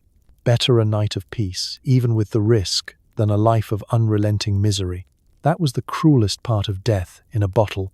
It wasn't just tragic, it was inevitable. The drug was everywhere, the knowledge scarce, the risks ignored. And so households continued to pour spoonfuls, even as obituaries piled up. So tonight, as you drift safely to sleep, remember, your bedside table probably holds a lamp, maybe a glass of water, maybe your phone. Not a bottle of poison disguised as medicine. In the Victorian era, every sip could be your last, and for countless people it was. Death in a bottle, neatly corked, elegantly labelled, sold politely over the counter, and mourned, quietly, in obituary columns that never told the whole truth. By the mid-19th century, the cracks in Victorian society's little glass bottles were impossible to ignore. Too many funerals, too many wasted lives, too many women slipping quietly into addiction while doctors whistled innocently and chemists counted their profits. Eventually, a new voice entered the conversation. The reformers. Reformers were the people who looked around and said, "Wait a minute, maybe selling liquid opium like it's cough syrup isn't the best idea we've ever had." They weren't always doctors or scientists. Sometimes they were clergymen, sometimes social workers, sometimes just stubborn busybodies with a moral agenda. But they were loud, persistent, and occasionally right. Picture the drawing room of a reform society. Earnest men in starched collars sit in stiff chairs, papers in hand, debating the opium scourge. They speak gravely about mothers neglecting their children, workers losing their wages, families sliding into ruin. Of course, they frame it all as a moral crisis rather than a medical one. Addiction wasn't a disease. It was a temptation, a weakness, a vice to be stamped out by prayer and willpower. Still, even moral outrage was better than silence. On the other side of town, women reformers were gathering too. Many had seen firsthand how laudanum tore through households. Some were widows, some were former addicts, some simply refused to look the other way. They organized pamphlets, gave talks, and even lobbied for stricter regulations. Imagine trying to campaign for change in a world where women couldn't vote, couldn't own property outright, and were dismissed as hysterical for raising their voices. Reform required more courage than Laudanum ever gave. The pushback was fierce. Chemists insisted they were providing medicine, not misery. Doctors defended their prescriptions. Newspapers fretted about government interference. After all, Laudanum wasn't just a drug. It was an economy. Cutting access meant cutting profits, and profit tends to shout louder than conscience. But reformers kept shouting too. They gathered statistics, documented tragedies, waived coroner's reports, and wrote about children sedated to death, mothers lost to overdose, families bankrupted by addiction. They painted laudanum not as a genteel medicine but as a social plague. And slowly, ever so slowly, people began to listen. By the late 1800s, the public mood shifted. The idea that laudanum was just harmless medicine became harder to defend when graveyards told a different story. Reformers pushed for regulation, not outright bans, but at least some control. The free-for-all at the chemist's counter had to end. Of course, this wasn't a clean victory. Reformers themselves were often tangled in hypocrisy, condemning opium at home while profiting from Britain's opium trade abroad in China. The empire was happy to sell the drug overseas while wringing its hands about addiction on its own doorstep. But within England, the voices of reformers eventually sparked the first real steps toward regulation. Imagine living in that moment. For decades, laudanum had been as ordinary as tea, and suddenly people were saying, actually, maybe we shouldn't give opium to teething babies. Revolutionary stuff. Reformers weren't saints. They were flawed, inconsistent, and occasionally insufferable, but they were the first to admit out loud what everyone else pretended not to see, that the miracle tonic was killing people. And isn't that always how change begins? Not with quiet agreement, but with stubborn voices refusing to shut up. So tonight, as you stretch out in bed, be glad someone eventually shouted loud enough to make a difference. Because without the reformers, laudanum might still be sitting in your medicine cabinet, waiting to soothe your headache, your nerves, and your entire existence, all at the cost of your life. By the 1860s, Victorian society had a problem too big to politely ignore. Laudanum wasn't just a household staple anymore, it was a national embarrassment. Too many tragedies, too many overdoses, too many reformers standing up at lectures waving coroner's reports like they were raffle tickets. The whispers in parlours had turned into debates in Parliament. Something had to be done. Enter the Pharmacy Act of 1868. It wasn't exactly revolutionary. It didn't ban laudanum, didn't pull it from shelves, didn't even stop chemists from selling it. But it did something radical for the time. It admitted that maybe, just maybe, opium should be treated as more than a casual pantry item. The Act declared that opiates, including laudanum, could only be sold by qualified chemists. No more grabbing a bottle from the grocer along with your bread and butter. Chemists now had to keep registers recording who bought it, how much, and when. In theory, this made laudanum less accessible. In practice, it just meant your name got written neatly into a ledger while the chemist handed you the bottle anyway. Still, it was progress. A slow, bureaucratic kind of progress. The sort that required official stamps and important-looking signatures. The government wasn't trying to solve addiction overnight. They were trying to save face. It was less protect the public and more, please stop writing scathing op-eds about overdosed vicars. But for many Victorians, even this small change was significant. The days of buying laudanum like peppermints were gone. Now there was paperwork, scrutiny, and the faint suggestion that maybe downing opium every evening wasn't entirely respectable. Of course, the wealthy still had access. Money smoothed every barrier. Ladies with delicate nerves continued to procure bottles discreetly, their names safely buried in ledgers no one ever checked. But for the working poor, the hurdles grew higher. Some reformers celebrated this as a victory, imagining it would reduce addiction among the lower classes. In reality, it often just meant more desperate trips to the dark alleys of Soho, where unofficial sellers had no ledgers and no rules. Regulation cut off the supply for some, but not the demand. And where there's demand, someone always fills it. Imagine walking into a chemist's shop in 1870. The shelves are still lined with elegant bottles, but now the chemist peers at you with a little more suspicion. He opens his ledger, dips his pen, and records your name. It feels oddly formal, as though you're signing a guest book at a very depressing party. He hands you the laudanum, you hand him the coins, and everyone pretends this tiny ritual has solved the nation's opium problem. It hadn't, of course. Addiction persisted. Overdoses continued.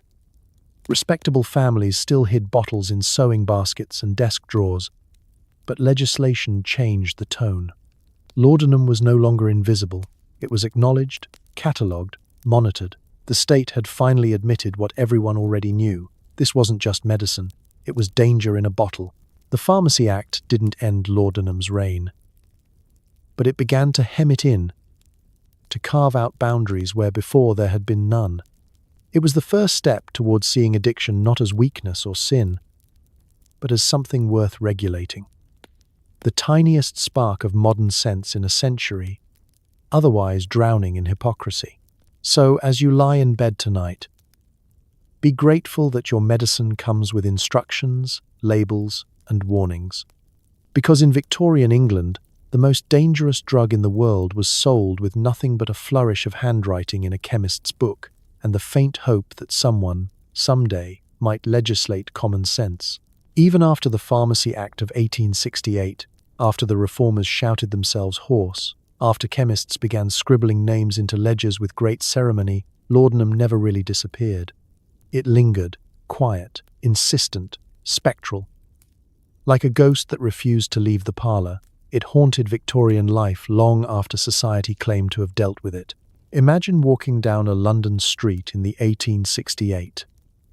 Behind tidy curtains, families sip tea, pianists stumble through waltzes, and on mantelpieces everywhere sits a bottle, not as openly displayed as before perhaps, but never far away.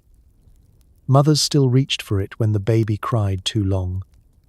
Poets still poured it when inspiration refused to come. Gentlemen still dosed themselves before long speeches. The addiction never ended. It simply learned to wear quieter shoes. The ghost of laudanum wasn't just in the bottles, it was in the way people spoke, or didn't. Newspapers still ran the occasional scandal, but with more euphemism than ever. Obituaries still used words like frailty and melancholia. Families still whispered about nerves rather than naming the drug aloud. Respectability had learned its lines too well to improvise now. And yet, the signs were everywhere. The woman dozing in church, the neighbour who always looked pale and distracted, the uncle who had too many headaches to attend family dinners. Behind each facade, there was often a bottle. Addiction had become part of the wallpaper, so ordinary that people stopped seeing it until it was too late. Even art and literature carried its echo. Writers continued to explore dreamy landscapes that felt suspiciously like opium visions. Painters captured languid figures, eyes half closed, draped across furniture as if waiting for eternity to arrive. The laudanum haze became part of the cultural aesthetic. Delicate, melancholic, tragically beautiful. The ghost was there, in every brushstroke and stanza, whispering softly. By the late 19th century, other drugs began to compete. Morphine, cocaine, chloroform, all paraded onto the medical stage with their own promises and their own disasters. But laudanum remained, stubborn and familiar. The old friend people couldn't quite quit. Its ghost hovered over every new miracle cure, reminding society that perhaps they should have learned a lesson by now. Spoiler, they hadn't.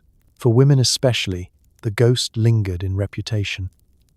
A lady known to have dosed too freely might never shake the whisper of scandal, even years after she stopped. Addiction left a stain that no amount of lace or polite conversation could fully cover. Respectability was fragile, and laudanum was the crack that showed through long after the bottle was gone. And in a way, that ghost never left. It drifted into the 20th century, shaping attitudes about addiction for decades to come. The idea that dependency was weakness, that it was a moral failing, that it should be hidden at all costs, that was laudanum's legacy as much as the bottles themselves. So picture Victorian London as night falls. The streets are quiet. Fog hangs heavy, and behind every drawn curtain is the faint glow of lamplight. On mantelpieces, in sewing baskets, in desk drawers, the ghost of laudanum waits, not always seen, not always named, but always there. And that's the haunting truth. You can regulate, legislate, even ban a substance, but the ghost of addiction lingers long after the bottle is gone. It lingers in culture, in memory, in the way people talk, or refuse to talk, about what happened. So tonight, as you lie safe in your own bed, remember, the ghost of Victorian addiction doesn't walk your halls, but it's still out there in history, whispering softly about a time when the most dangerous thing in England came neatly corked in a bottle that everyone pretended was medicine. It's late evening in a Victorian household. The gas lamps sputter. The fire has burned down to faint embers, and the sound echoing through the house is unmistakable. A baby screaming, not a cute little gurgle, not a polite fuss. This is the kind of relentless shriek that feels like it's boring a hole directly through your skull. You've tried rocking, humming hymns, pacing the floor, even dangling jingling keys in front of the child. Nothing works. So you reach for the medicine cabinet, which in Victorian times was less Band-Aids and Tylenol and more bottles of substances that would get a modern pharmacy shut down instantly. And there it is. Godfrey's cordial, or perhaps Mrs. Winslow's soothing syrup. The label is friendly. The font is curly. The promises are irresistible. Soothes infants, promotes peaceful rest, a mother's best friend. What the label doesn't say, it's essentially opium with a splash of sugar, in other words, heroin for babies. One spoonful and the crying stops. Silence falls across the nursery. The baby's eyes flutter shut, their tiny fists unclench, and for the first time in hours, you can hear yourself think. Your neighbors stop banging on the walls, your head stops pounding, and peace descends like a miracle. Except, of course, it's not a miracle. It's sedation. Victorian parents used opium syrups the way modern parents hand out iPads at restaurants. Teething? Spoonful. Restless night? Spoonful. Too much energy? Spoonful. It was the go-to solution for keeping children quiet, manageable, and, most importantly, silent. And it was cheap, widely available, and endorsed by doctors who claimed it was entirely safe. The problem? Babies don't handle opium particularly well. Laudanum might silence their cries, but it also slowed their breathing, stunted their growth, and left many malnourished. Infant mortality rates, already grim, climbed higher thanks to soothing syrups. But in a society without childcare, without formula, without social support, exhausted parents reached for the bottle anyway. Because what other choice did they have? Imagine a Victorian mother with 6 children under 10, a husband who spends his evenings at the pub, and a laundry pile taller than the coal heap outside. She's expected to manage the household, raise the children, cook, clean, and smile politely at neighbors while looking faintly angelic. Laudanum in the nursery wasn't luxury, it was survival. One spoonful meant she could wash clothes without a baby screaming at her feet. Another meant she could sleep through the night without collapsing from exhaustion.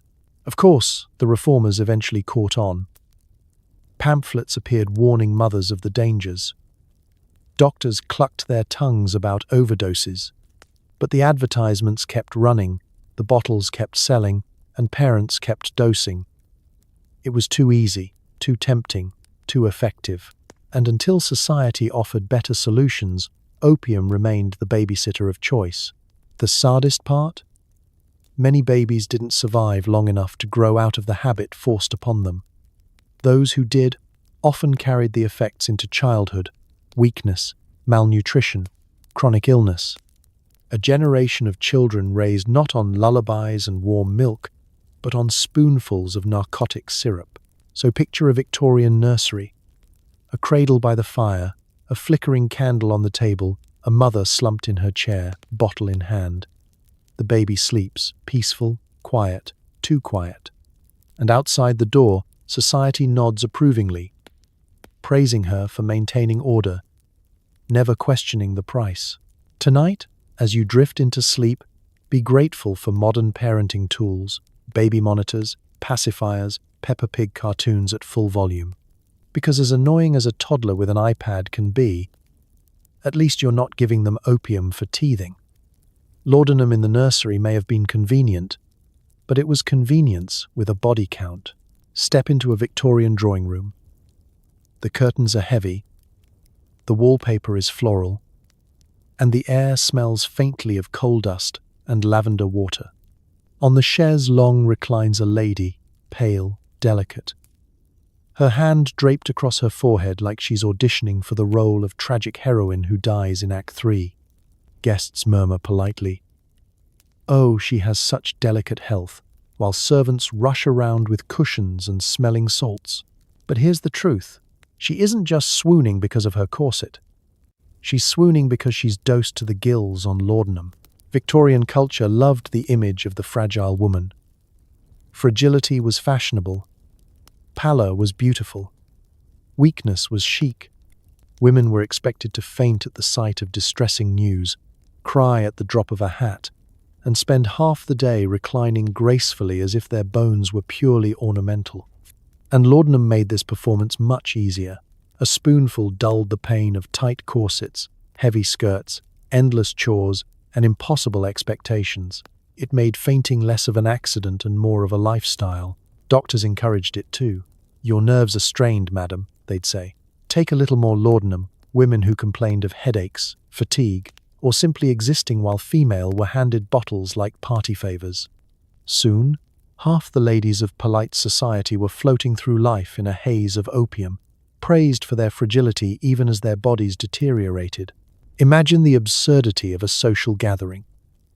A hostess leans back, eyelids heavy, sighing dramatically while her guests murmur about her sensitivity. Her friend across the room nods sympathetically, sipping her own laudanum-laced tea. The room is full of women who look like ghosts, pale and delicate, praised for their suffering as though it were an art form. In reality, they're addicted, exhausted, and barely clinging to functionality. It wasn't just physical weakness, it was cultural performance. Being languid proved you were refined enough not to dirty your hands with work, fragile enough to require care, sensitive enough to embody the Victorian ideal of womanhood. Never mind that this fragility was chemically induced.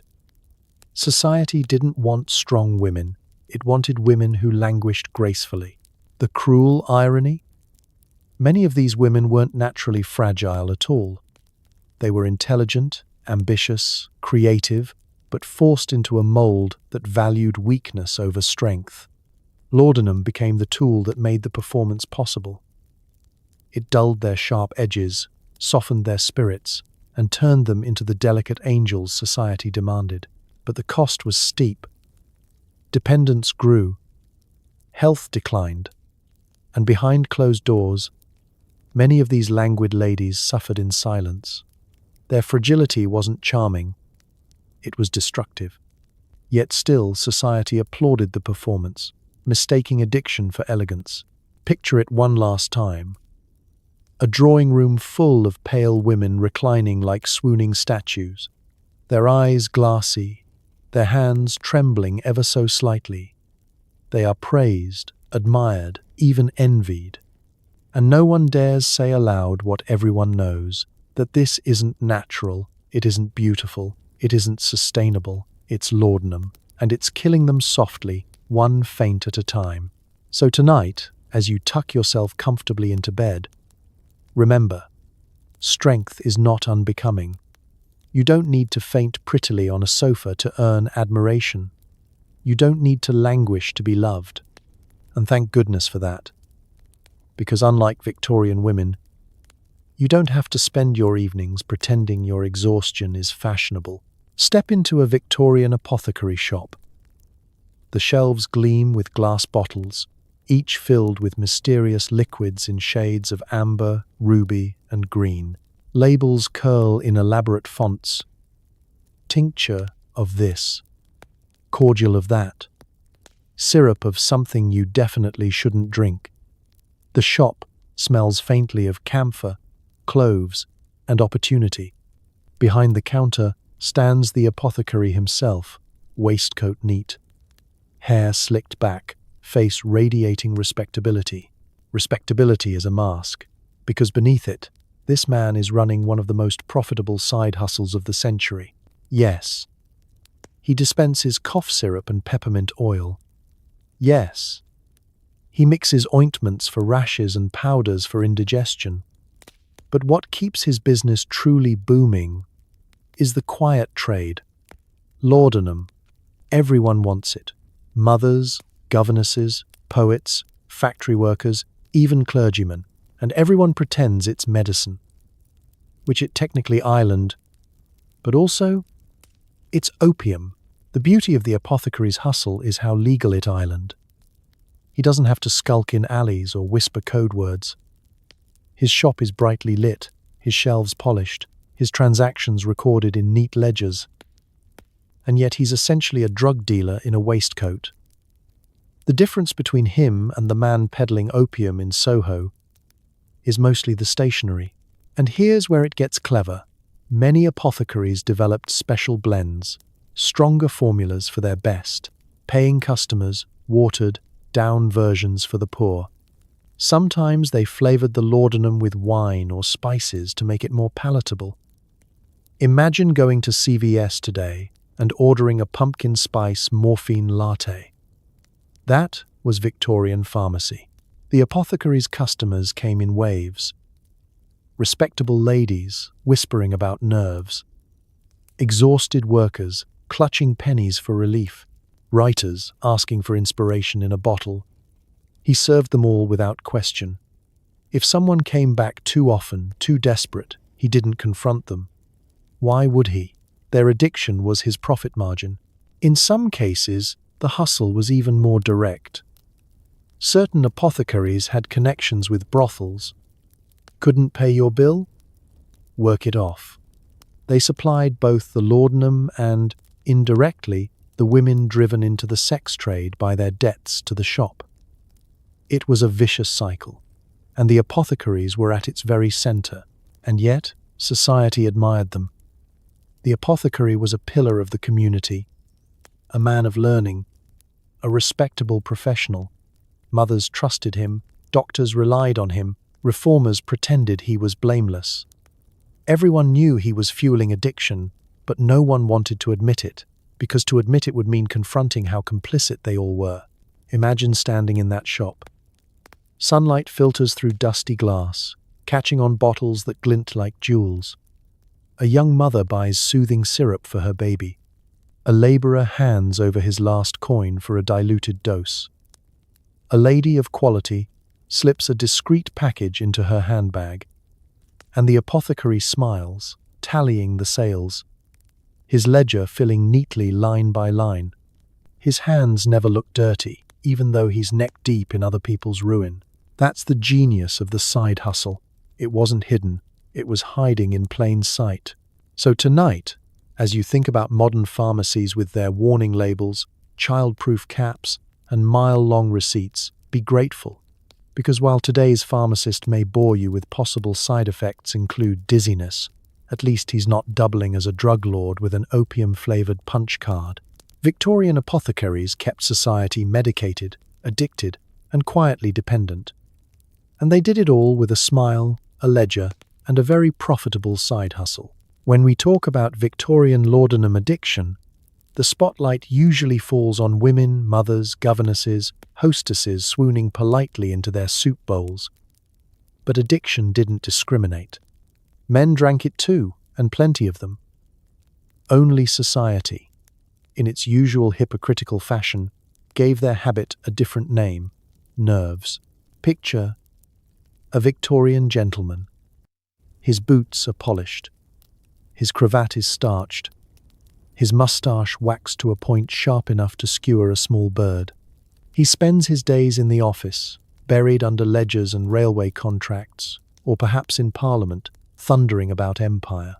By evening, he returns home to his townhouse, where his wife is pale with female weakness, and his children are mysteriously quiet thanks to Mrs. Winslow's soothing syrup. He sighs, pours a glass of brandy, and then, very discreetly, adds a few drops of laudanum, because he too has nerves.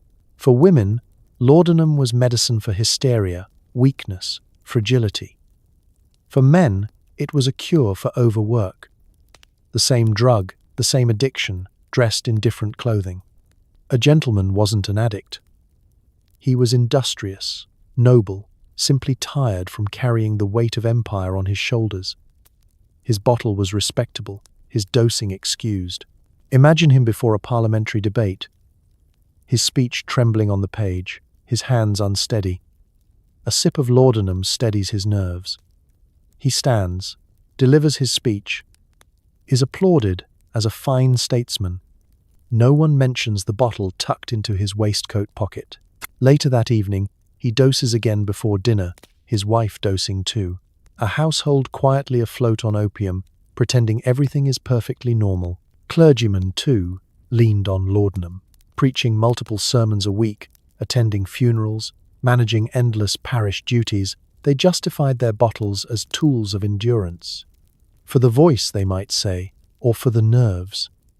Congregants never questioned why the vicar looked half asleep during the evening hymn. Respectability insulated him. Even artists and professionals weren't immune. Lawyers took laudanum before court appearances. Actors dosed before stepping onto the stage. Musicians sipped between performances. And always, society had an excuse. For men, it was never addiction. It was the noble burden of work. The irony is painful. Women addicted to laudanum were condemned as weak, fallen, morally suspect. Men addicted to laudanum were praised for working too hard, sacrificing too much. A woman collapsing in her parlor was scandal. A man collapsing in his study was exhaustion. The hypocrisy practically dripped from the wallpaper. But behind closed doors, the suffering was the same. Men, too, shook through withdrawal, sweated through sleepless nights, and drifted into dependency. Their bottles emptied just as quickly, their chemists' ledgers filled just as neatly. Addiction didn't care about gender, it only cared about dosage. Picture a gentleman alone in his study at midnight. The lamp is low, the papers are piled high. The city outside hums with distant carriages. He stares at the page, exhausted, overwhelmed, and reaches for the bottle. The drops fall into his glass, the warmth spreads, and for a moment, the empire feels lighter. For a moment, the ghosts are quiet. That was the secret of the nervous gentleman. Beneath the polished boots and the polished reputation, he was just as trapped as anyone else. Addiction didn't make him less respectable, at least not in public, but it made him just as human, just as vulnerable, just as haunted. So tonight, as you close your eyes, remember, nerves aren't weakness. They're a reminder that even the most polished lives have cracks. And thank goodness modern solutions involve therapy and Netflix. Not opium in your brandy glass. It's late night in London's East End. The fog is thick, the gas lamps flicker like dying fireflies, and the cobblestones are slick with something you hope is rain. You follow a narrow alley until you come to a door that looks like it hasn't been washed, or perhaps acknowledged, since the Norman conquest. You knock. The door creaks open. Inside, the air is heavy, smoky, thick with the unmistakable scent of opium. Welcome to the Victorian opium den. Forget the polished chemist shop or the respectable drawing room. This is where the polite fictions fall away.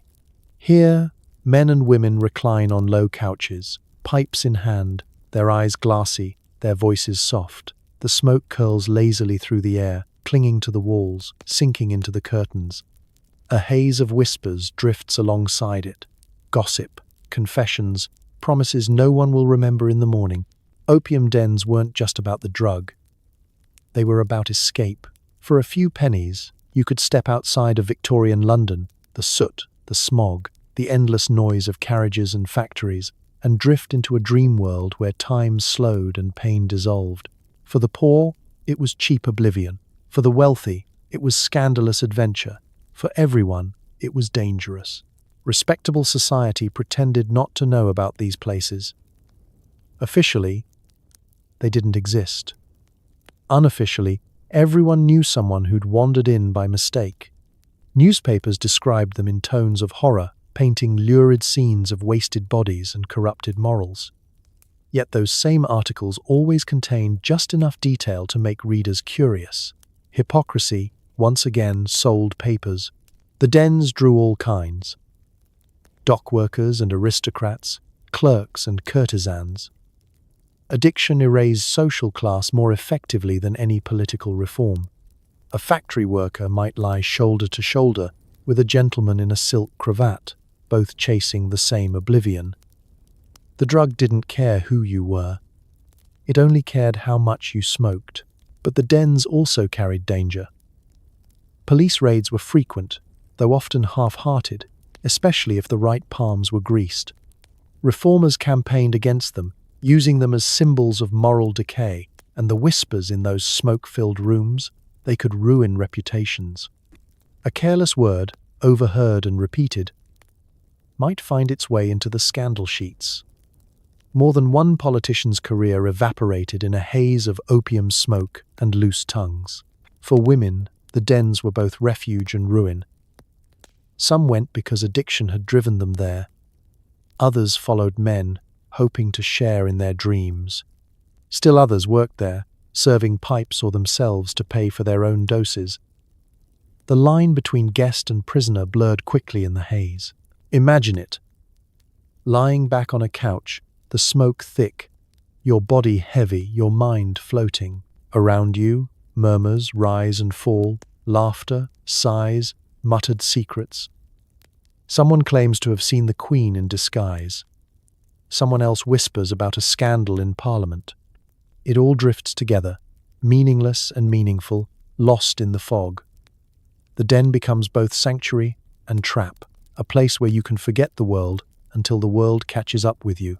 And when you stumble out into the night, the fog is still there, the streets still filthy, the poverty still grinding. Nothing has changed, except you've lost another piece of yourself to the smoke. Opium dens were Victorian society's open secret. Denied in public, indulged in private, condemned in sermons, romanticized in novels. They were whispered about more than they were confronted, which is why they thrived. So tonight, as you drift into your own dreams, remember, your escape doesn't come from a smoky den in a back alley. It comes from clean sheets, quiet rooms, and maybe a podcast you'll sleep through halfway. Because while the Victorians whispered their secrets in opium haze, you get to keep yours safely tucked in dreams that don't cost your life. So tonight, as you sink deeper into your clean sheets with a fan humming and not a single bottle of suspicious nerve tonic by your bedside, maybe pause for a moment of gratitude. You are not a Victorian woman in a whalebone corset, secretly sipping opium between embroidery sessions while planning how to pay the chemist with side work in Soho. We've wandered through a world where medicine came with a free addiction, where fainting was fashionable, and where hypocrisy was practically an Olympic sport. The Victorians didn't just flirt with danger, they bottled it, sold it, and recommended it for babies. And yet, somehow, people carried on, raising families, writing poetry, painting moody portraits, and occasionally waking up in an opium den wondering how their afternoon tea turned into Tuesday. What this all proves is something quietly beautiful. Humans are absurdly resilient. Even in the middle of industrial smog, social double standards, and a nationwide drug problem disguised as good manners, people laughed, loved, created art, and survived long enough for us to sit here and mock them gently while trying to fall asleep. So take a breath. You live in a world with Advil, tap water, and a society that generally frowns on giving morphine to infants. That alone makes your life 100 times more comfortable than even the richest Victorian socialite nodding off in her parlour. Close your eyes now. Let the noise of history fade into a soft blur. The bottles are empty, the lamps are low, and the city's clamour drifts into silence. Whatever chaos the Victorians endured, you don't have to. You just get to dream. Without laudanum, without corsets, and hopefully without a coal smog headache. Good night. Sleep well.